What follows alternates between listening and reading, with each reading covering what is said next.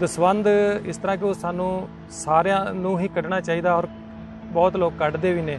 ਤੇ ਇਸੇ ਤਰ੍ਹਾਂ ਮੈਂ ਵੀ ਆਪਣੀ ਜੋ ਮੇਰੀ ਕਿਰਤ ਕਮਾਈ ਦਾ ਸਾਰਾ ਦਿਨ ਦੀ ਜਿਹੜੀ ਮੇਰੀ ਦਿਹਾੜੀ ਹੁੰਦੀ ਜੋ ਜਿੰਨੀ ਬਣਦੀ ਉਹਦਾ ਦਸਵੰਧ ਹੁੰਦਾ ਹੈ ਉਹ ਮੈਂ ਕੱਢ ਕੇ ਇੱਕ ਰਿਕਸ਼ੇ 'ਚ ਆਪਣਾ ਗੋਲਕ ਲਗਾਈ ਦਾ ਵੱਖਰਾ ਕੱਢ ਲੈਂਦਾ ਹਾਂ।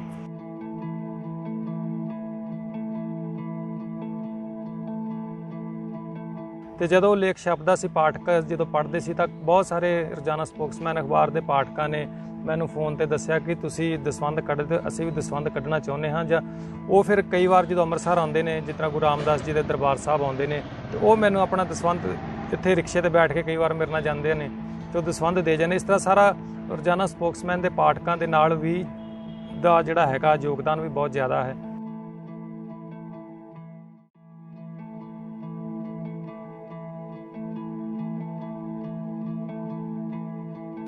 ਰੋਜ਼ਾਨਾ ਸਪੋਕਸਮੈਨ ਦੀ ਬਦੌਲਤ ਹੀ ਜਦੋਂ ਤੋਂ ਆਪਾਂ ਸਪੋਕਸਮੈਨ ਦੇ ਵਿੱਚ ਛਪਣ ਲੱਗੇ ਹਾਂ, ਡਾਕਟਰ ਦਲਜੀਤ ਸਿੰਘ ਅੱਖਾਂ ਦੇ ਮਾਹਰ ਪਦਮ ਸ਼੍ਰੀ ਡਾਕਟਰ ਦਲਜੀਤ ਸਿੰਘ ਜੀ ਮੇਰੇ ਰਿਕਸ਼ੇ ਤੇ ਬੈਠੇ, ਕਿਉਂਕਿ ਜਦੋਂ ਉਹ ਇਲੈਕਸ਼ਨ ਦੇ ਵਿੱਚ ਖੜੇ ਹੋਏ ਸੀ 2014 ਦੀਆਂ ਲੋਕ ਸਭਾ ਚੋਣਾਂ ਵਿੱਚ, ਤਾਂ ਉਹ ਮੇਰੇ ਰਿਕਸ਼ੇ ਤੇ ਬੈਠ ਕੇ ਆਪਣੇ ਕਚਹਿਰੀ ਦੇ ਵਿੱਚ ਕਾਗਜ਼ ਭਰਨ ਗਏ।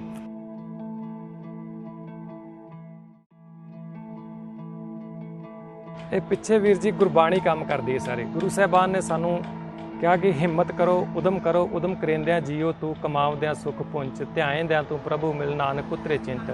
ਇਸ ਗੁਰਬਾਣੀ ਨੂੰ ਆਪਾਂ ਆਧਾਰ ਬਣਾ ਕੇ ਜੀਂਦੇ ਹਾਂ। ਗੁਰਬਾਣੀ ਸਾਡੇ ਜੀਵਨ ਦਾ ਆਧਾਰ ਹੈ।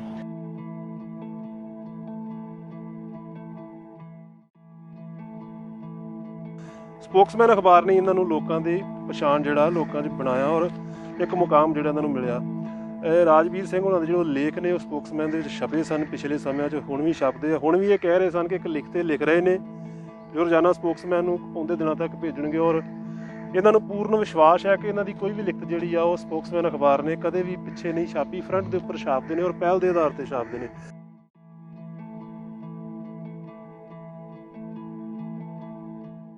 ਦੋਸਤੋ, ਤੁਸੀਂ ਸਪੋਕਸਮੈਨ ਟੀਵੀ ਦੇਖ ਰਹੇ ਹੋ ਔਰ ਮੈਂ ਗੁਰਿੰਦਰ ਸਿੰਘ ਬਾਠ ਲੈ ਕੇ ਹਾਜ਼ਰ ਹਾਂ ਉਡਾਰੀ ਹੌਸਲੇ ਦੀ ਪ੍ਰੋਗਰਾਮ। ਇਸ ਪ੍ਰੋਗਰਾਮ ਤਹਿਤ ਆਪ ਜੀ ਜਾਣਦੇ ਹੋ ਕਿ ਸਪੋਕਸਮੈਨ ਟੀਵੀ ਦਾ ਇਹ ਉਪਰਾਲਾ ਹੈ ਕਿ ਉਹਨਾਂ ਸ਼ਖਸੀਅਤਾਂ ਦੇ ਰੂਬਰੂ ਤੁਹਾਨੂੰ ਕੀਤਾ ਜਾਵੇ ਜਿਨ੍ਹਾਂ ਨੇ ਬਿਨਾਂ ਕਿਸੇ ਮਦਦ ਦੇ, ਬਿਨਾਂ ਕਿਸੇ ਵਸੀਲਿਆਂ ਦੇ ਜਿਹੜੀ ਆਪਣੀ ਜ਼ਿੰਦਗੀ ਉਹ ਨਿਰਵਿਘਨ ਜਿਉਣੀ ਜਾਰੀ ਰੱਖੀ ਔਰ ਮਿਸਾਲ ਪੈਦਾ ਕੀਤੀ ਆ ਦੁਨੀਆ 'ਤੇ ਵਸਦੇ ਉਹਨਾਂ ਲੋਕਾਂ ਲਈ ਜੋ ਕਈ ਬਹਾਨੇ ਬਣਾ ਕੇ ਆਪਣੀ ਕਿਰਤ ਕਰਨ ਤੋਂ ਵੀ ਪਾਸਾ ਵੱਟ ਲੈਂਦੇ ਨੇ ਔਰ ਮੰਗਣ ਨੂੰ, ਭੀਖ ਮੰਗਣ ਨੂੰ ਤਰਜੀਹ ਦੇ ਕੇ ਆਪਣਾ ਵੀ ਨੁਕਸਾਨ ਕਰਦੇ ਨੇ ਔਰ ਆਪਣੀ ਆਉਣ ਵਾਲੀਆਂ ਪੀੜ੍ਹੀਆਂ 'ਤੇ ਵੀ ਕਿਤੇ ਨਾ ਕਿਤੇ ਸਵਾਲੀਆ ਨਿਸ਼ਾਨ ਲਗਾਉਂਦੇ ਨੇ। ਤੁਸੀਂ ਦੇਖ ਰਹੇ ਹੋ ਕਿ ਮੇਰੇ ਹੱਥ 'ਚ ਇੱਕ ਕਿਤਾਬ ਹੈ, ਪੰਜਾਬੀ 'ਚ ਛਪੀ ਹੋਈ ਹੈ ਕਿਤਾਬ, ਮੈਂ ਪੜ੍ਹਦਾ ਪਿਆ ਸਾਂ। ਇਹਦਾ ਟਾਈਟਲ ਜੋ ਹੈ ਮੁੱਖ ਰਿਕਸ਼ੇ 'ਤੇ ਚੱਲਦੀ ਜ਼ਿੰਦਗੀ, ਔਰ ਇਸ ਨੂੰ ਲਿਖਣ ਵਾਲਾ ਕੋਈ ਬੜਾ ਵੱਡਾ ਕਵੀ ਜਾਂ ਕਹਿ ਲਿਆ ਜਾਵੇ ਨਹੀਂ ਹੈ, ਜਾਂ ਕੋਈ ਵੱਡਾ ਸਰਮਾਏਦਾਰ ਨਹੀਂ ਹੈ। ਇੱਕ ਆਮ ਇਨਸਾਨ, ਇੱਕ ਕਿਰਤੀ ਇਨਸਾਨ ਹੈ ਜਿਸ ਦਾ ਨਾਂ ਰਾਜਵੀਰ ਸਿੰਘ ਅਤੇ ਮਗਰ ਤਖੱਲਸ ਰਿਕਸ਼ੇ ਵਾਲਾ ਦੇ ਨਾਂ ਨਾਲ ਉਸਨੇ ਆਪਣਾ ਜਿਹੜਾ ਆ ਉਹ ਰੱਖਿਆ ਹੋਇਆ, ਔਰ ਲੋਕ ਉਸ ਨੂੰ ਜੇ ਜਾਣਦੇ ਨੇ ਤਾਂ ਰਾਜਵੀਰ ਸਿੰਘ ਰਿਕਸ਼ੇ ਵਾਲਾ ਦੇ ਨਾਂ ਨਾਲ ਜਾਣਦੇ ਨੇ। ਇਹ ਇੱਕ ਅਜਿਹਾ ਨੌਜਵਾਨ ਹੈ ਜੋ ਸਿੱਖਾਂ ਦੇ ਪਹਿਲੇ ਗੁਰੂ, ਜਾਂ ਕਹਿ ਲਿਆ ਜਾਵੇ ਕਿ ਸਮੁੱਚੀ ਮਾਨਵਤਾ ਦੇ ਪਹਿਲੇ ਗੁਰੂ ਧੰਨ ਧੰਨ ਸ੍ਰੀ ਗੁਰੂ ਨਾਨਕ ਪਾਤਸ਼ਾਹ ਸਾਹਿਬ ਜੀ ਦਾ ਜੋ ਇੱਕ ਵਿਗਿਆਨਕ ਵਡਮੁੱਲਾ ਸੰਦੇਸ਼ ਸੀ ਸਾਡੇ ਸਾਰਿਆਂ ਵਾਸਤੇ, ਸਮੁੱਚੀ ਲੋਕਾਈ ਵਾਸਤੇ, ਕਿਰਤ ਕਰੋ, ਨਾਮ ਜਪੋ ਅਤੇ ਵੰਡ ਛਕੋ। ਇੱਕ ਇਹ ਅਜਿਹਾ ਨੌਜਵਾਨ ਹੈ ਜੋ ਨਾਨਕ ਪਾਤਸ਼ਾਹ ਜੀ ਦੇ ਸਿਧਾਂਤ ਦੇ ਉੱਤੇ ਪਹਿਰਾ ਦਿੰਦਾ ਹੋਇਆ ਲੋਕਾਂ ਲਈ, ਲੋੜਵੰਦਾਂ ਲਈ ਰਾਹ ਦਸੇਰਾ ਬਣਦਾ ਹੈ ਔਰ ਪਹਿਲਾਂ ਕਿਰਤ ਕਰਦਾ ਹੈ, ਕਿਰਤ ਤੋਂ ਬਾਅਦ ਨਾਮ ਜਪਦਾ ਹੈ ਔਰ ਵੰਡ ਕੇ ਛਕਣ ਦਾ ਧਾਰਨੀ ਹੈ। ਸੋ ਸਾਡੇ ਨਾਲ ਰਾਜਵੀਰ ਸਿੰਘ ਰਿਕਸ਼ੇ ਵਾਲਾ ਮੌਜੂਦ ਹੈ। ਗੱਲਬਾਤ ਕਰਾਂਗੇ ਕਿ ਇਹ ਰਾਜਵੀਰ ਸਿੰਘ ਰਿਕਸ਼ੇ ਵਾਲਾ ਨਾਂ ਕਿਉਂ ਪਿਆ, ਕਿਤਾਬ ਲਿਖਣ ਦੀ ਨੌਬਤ ਕਿਉਂ ਆਈ, ਕਿਰਤ ਕਰੋ, ਨਾਮ ਜਪੋ, ਵੰਡ ਛਕੋ ਦਾ ਜਿਹੜਾ ਸਿਧਾਂਤ ਹੈ ਉਹਨਾਂ ਨੇ ਕਿਵੇਂ ਆਪਣੀ ਜ਼ਿੰਦਗੀ ਦੇ ਵਿੱਚ ਅਪਣਾਇਆ ਔਰ ਕਿਵੇਂ ਲਾਗੂ ਕੀਤਾ, ਕਿਵੇਂ ਹੋਰਨਾਂ ਲੋਕਾਂ ਲਈ ਜਿਹੜਾ ਆ ਉਹ ਇੱਕ ਮਿਸਾਲ ਪੈਦਾ ਕੀਤੀ। ਰਾਜਵੀਰ ਜੀ, ਪਹਿਲਾਂ ਤਾਂ ਮੈਂ ਤੁਹਾਡਾ ਸਵਾਗਤ ਕਰਾਂਗਾ ਸਪੋਕਸਮੈਨ ਟੀਵੀ ਦੇ ਉੱਤੇ ਜੀ। ਧੰਨਵਾਦ ਜੀ, ਬਹੁਤ ਬਹੁਤ ਆਪ ਜੀ ਦਾ। ਸਪੋਕਸਮੈਨ ਚੈਨਲ ਵੇਖ ਰਹੇ ਸਾਰੇ ਹੀ ਦਰਸ਼ਕਾਂ ਦਾ ਧੰਨਵਾਦ ਹੈ ਅਤੇ ਸਾਰੇ ਹੀ ਦਰਸ਼ਕਾਂ ਨੂੰ ਪਿਆਰ ਭਰੀ ਸਤਿ ਸ੍ਰੀ ਅਕਾਲ। ਵਾਹਿਗੁਰੂ ਜੀ ਕਾ ਖਾਲਸਾ, ਵਾਹਿਗੁਰੂ ਜੀ ਕੀ ਫਤਿਹ ਜੀ। ਰਾਜਵੀਰ ਜੀ, ਗੱਲ ਜੇ ਸਮਾਜਿਕ ਤੌਰ 'ਤੇ ਵੇਖੀ ਜਾਵੇ ਤਾਂ ਕਈ ਲੋਕ ਜਿਹੜੇ ਆ ਉਹ ਸਮਾਜ ਸੇਵਾ ਕਰਨ ਦਾ ਦਾਅਵਾ ਕਰਦੇ ਨੇ ਅਤੇ ਕਰਦੇ ਵੀ ਪਏ ਨੇ। ਵੱਡੇ ਲੋਕ ਨੇ, ਸਰਮਾਏਦਾਰ ਲੋਕ ਨੇ। ਤੁਸੀਂ ਇੱਕ ਰਿਕਸ਼ਾ ਚਾਲਕ ਹੋ, ਰਿਕਸ਼ਾ ਚਲਾਉਂਦੇ ਹੋ, ਆਪਣੀ ਜਿਹੜੀ ਮਿਹਨਤ ਮਜ਼ਦੂਰੀ ਕਰਦੇ ਹੋ। ਮਿਹਨਤ ਮਜ਼ਦੂਰੀ ਕਰਨ ਤੋਂ ਬਾਅਦ ਆਮ ਲੋਕਾਂ ਦਾ ਜਿਹੜਾ ਇੱਕ ਰਵੱਈਆ ਹੁੰਦਾ ਕਿ ਆਪਣੇ ਘਰ ਦਾ ਗੁਜ਼ਾਰਾ ਚਲਾਉਣਾ, ਤੁਸੀਂ ਤਾਂ ਆਪਣੇ ਘਰ ਦਾ ਗੁਜ਼ਾਰਾ ਚਲਾ ਹੀ ਰਹੇ ਜੇ ਇੱਕ ਹੱਡ ਭੰਨਵੀਂ ਮਿਹਨਤ ਕਰਕੇ। ਉਸ ਤੋਂ ਬਾਅਦ ਤੁਸੀਂ ਉਹਨਾਂ ਪੈਸਿਆਂ ਦੇ ਵਿੱਚੋਂ ਦਸਵੰਧ ਕੱਢ ਕੇ ਲੋੜਵੰਦ ਗਰੀਬਾਂ ਦੀ ਮਦਦ ਕਰਦੇ ਹੋ, ਬੇਸਹਾਰਾ ਲੋਕਾਂ ਦੀ ਮਦਦ ਕਰਦੇ ਹੋ। ਮੈਨੂੰ ਇਹ ਵੀ ਪਤਾ ਲੱਗਾ ਸੀ ਕਿ ਗਰੀਬ ਜਿਹੜੀਆਂ ਲੋੜਵੰਦ ਲੜਕੀਆਂ ਨੇ ਉਹਨਾਂ ਦੇ ਵਿਆਹਾਂ 'ਚ ਵੀ ਤੁਸੀਂ ਜਿਹੜਾ ਯੋਗਦਾਨ ਪਾਉਂਦੇ ਹੋ। ਇਹ ਕਿਵੇਂ ਸੰਭਵ ਹੋ ਜਾਂਦਾ ਆ, ਜਾਂ ਕਿੱਥੋਂ ਤੁਹਾਡੇ ਮਨ ਦੇ ਵਿੱਚ ਇਹ ਖਿਆਲ ਉਪਜਿਆ ਕਿ ਮੈਂ ਰਿਕਸ਼ਾ ਚਲਾ ਕੇ ਜੋ ਦਿਹਾੜੀ ਬਣਦੀ ਉਹਦੇ ਵਿੱਚੋਂ ਦਸਵੰਧ ਕੱਢਾਂਗਾ?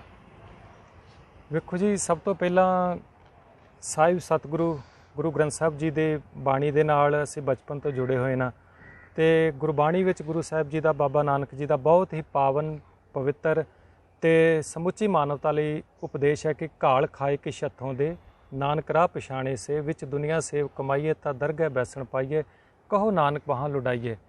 ਉਸ ਅਨੁਸਾਰ ਆਪਣਾ ਜੀਵਨ ਢਾਲਣ ਲਈ ਹਮੇਸ਼ਾ ਮੈਂ ਯਤਨਸ਼ੀਲ ਰਹਿੰਦਾ ਹਾਂ। ਤੇ ਗੁਰੂ ਨਾਨਕ ਸਾਹਿਬ ਜੀ ਦਾ ਇੱਕ ਸਿਧਾਂਤ ਹੈ ਜਿਹੜਾ ਉਹ ਸਾਰੀ ਮਾਨਵਤਾ ਲਈ ਹੈ ਕਿ ਕਿਰਤ ਕਰੋ, ਨਾਮ ਜਪੋ ਤੇ ਵੰਡ ਕੇ ਛਕੋ।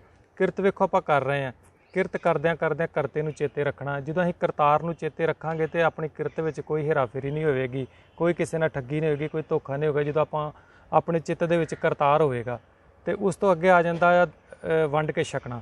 ਵੰਡ ਕੇ ਛਕਣ ਦੀ ਜਿਹੜੀ ਸਾਨੂੰ ਜਾਚ ਗੁਰੂ ਬਾਬਾ ਨਾਨਕ ਜੀ ਨੇ ਸਿਖਾਈ ਹੈ, ਉਸ ਤੋਂ ਜੋ ਗੁਰਮਤ ਦੇ ਸਿਧਾਂਤ ਨੇ ਕਿ ਦਸਵੰਧ ਕੱਢਣਾ, ਦਸਵੰਧ ਇਸ ਤਰ੍ਹਾਂ ਕਿ ਉਹ ਸਾਨੂੰ ਸਾਰਿਆਂ ਨੂੰ ਹੀ ਕੱਢਣਾ ਚਾਹੀਦਾ, ਔਰ ਬਹੁਤ ਲੋਕ ਕੱਢਦੇ ਵੀ ਨੇ। ਤੇ ਇਸੇ ਤਰ੍ਹਾਂ ਮੈਂ ਵੀ ਆਪਣੀ ਜੋ ਮੇਰੀ ਕਿਰਤ ਕਮਾਈ ਦਾ ਸਾਰਾ ਦਿਨ ਦੀ ਜਿਹੜੀ ਮੇਰੀ ਦਿਹਾੜੀ ਹੁੰਦੀ, ਜੋ ਜਿੰਨੀ ਬਣਦੀ ਉਹਦਾ ਦਸਵੰਧ ਹੁੰਦਾ ਹੈ, ਉਹ ਮੈਂ ਕੱਢ ਕੇ ਇੱਕ ਰਿਕਸ਼ੇ 'ਚ ਆਪਣਾ ਗੋਲਕ ਲਗਾਈ ਦਾ ਵੱਖਰਾ ਕੱਢ ਲੈਂਦਾ ਹਾਂ।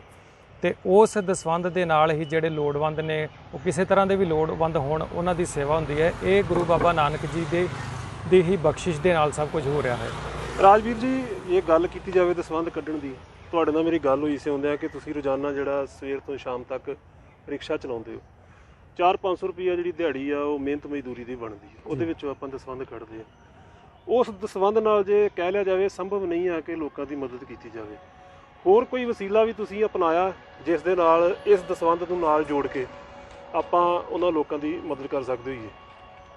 ਹਾਂਜੀ ਵੀਰ ਜੀ, ਵੇਖੋ ਜਿਸ ਤਰ੍ਹਾਂ ਸ਼ੁਰੂਆਤ ਆਪਾਂ ਕੀਤੀ ਕਿ ਦਸਵੰਧ ਕੱਢਣ ਦੀ, ਉਹਦੇ ਨਾਲ ਪਹਿਲਾਂ ਮੈਂ ਦਸਵੰਧ ਜਦੋਂ ਕੱਢਦਾ ਸਾਂ, ਉਹ ਦਸਵੰਧ ਦਾ ਜਿਨ੍ਹਾਂ ਲੋੜਵੰਦਾਂ 'ਤੇ ਲੱਗਦਾ ਸੀ, ਜਿਨ੍ਹਾਂ ਦੀਆਂ ਲੋੜਾਂ ਪੂਰੀਆਂ ਹੁੰਦੀਆਂ ਸਨ ਜਾਂ ਜਿਨ੍ਹਾਂ ਦੀਆਂ ਜ਼ਰੂਰਤਾਂ ਪੂਰੀਆਂ ਹੁੰਦੀਆਂ ਸੀ, ਉਹਨਾਂ ਨੂੰ ਮੈਂ ਇੱਕ ਲੇਖ ਦਾ ਰੂਪ ਦੇ ਕੇ ਰੋਜ਼ਾਨਾ ਸਪੋਕਸਮੈਨ ਅਖਬਾਰ ਦੇ ਵਿੱਚ ਭੇਜਦਾ ਹਾਂ।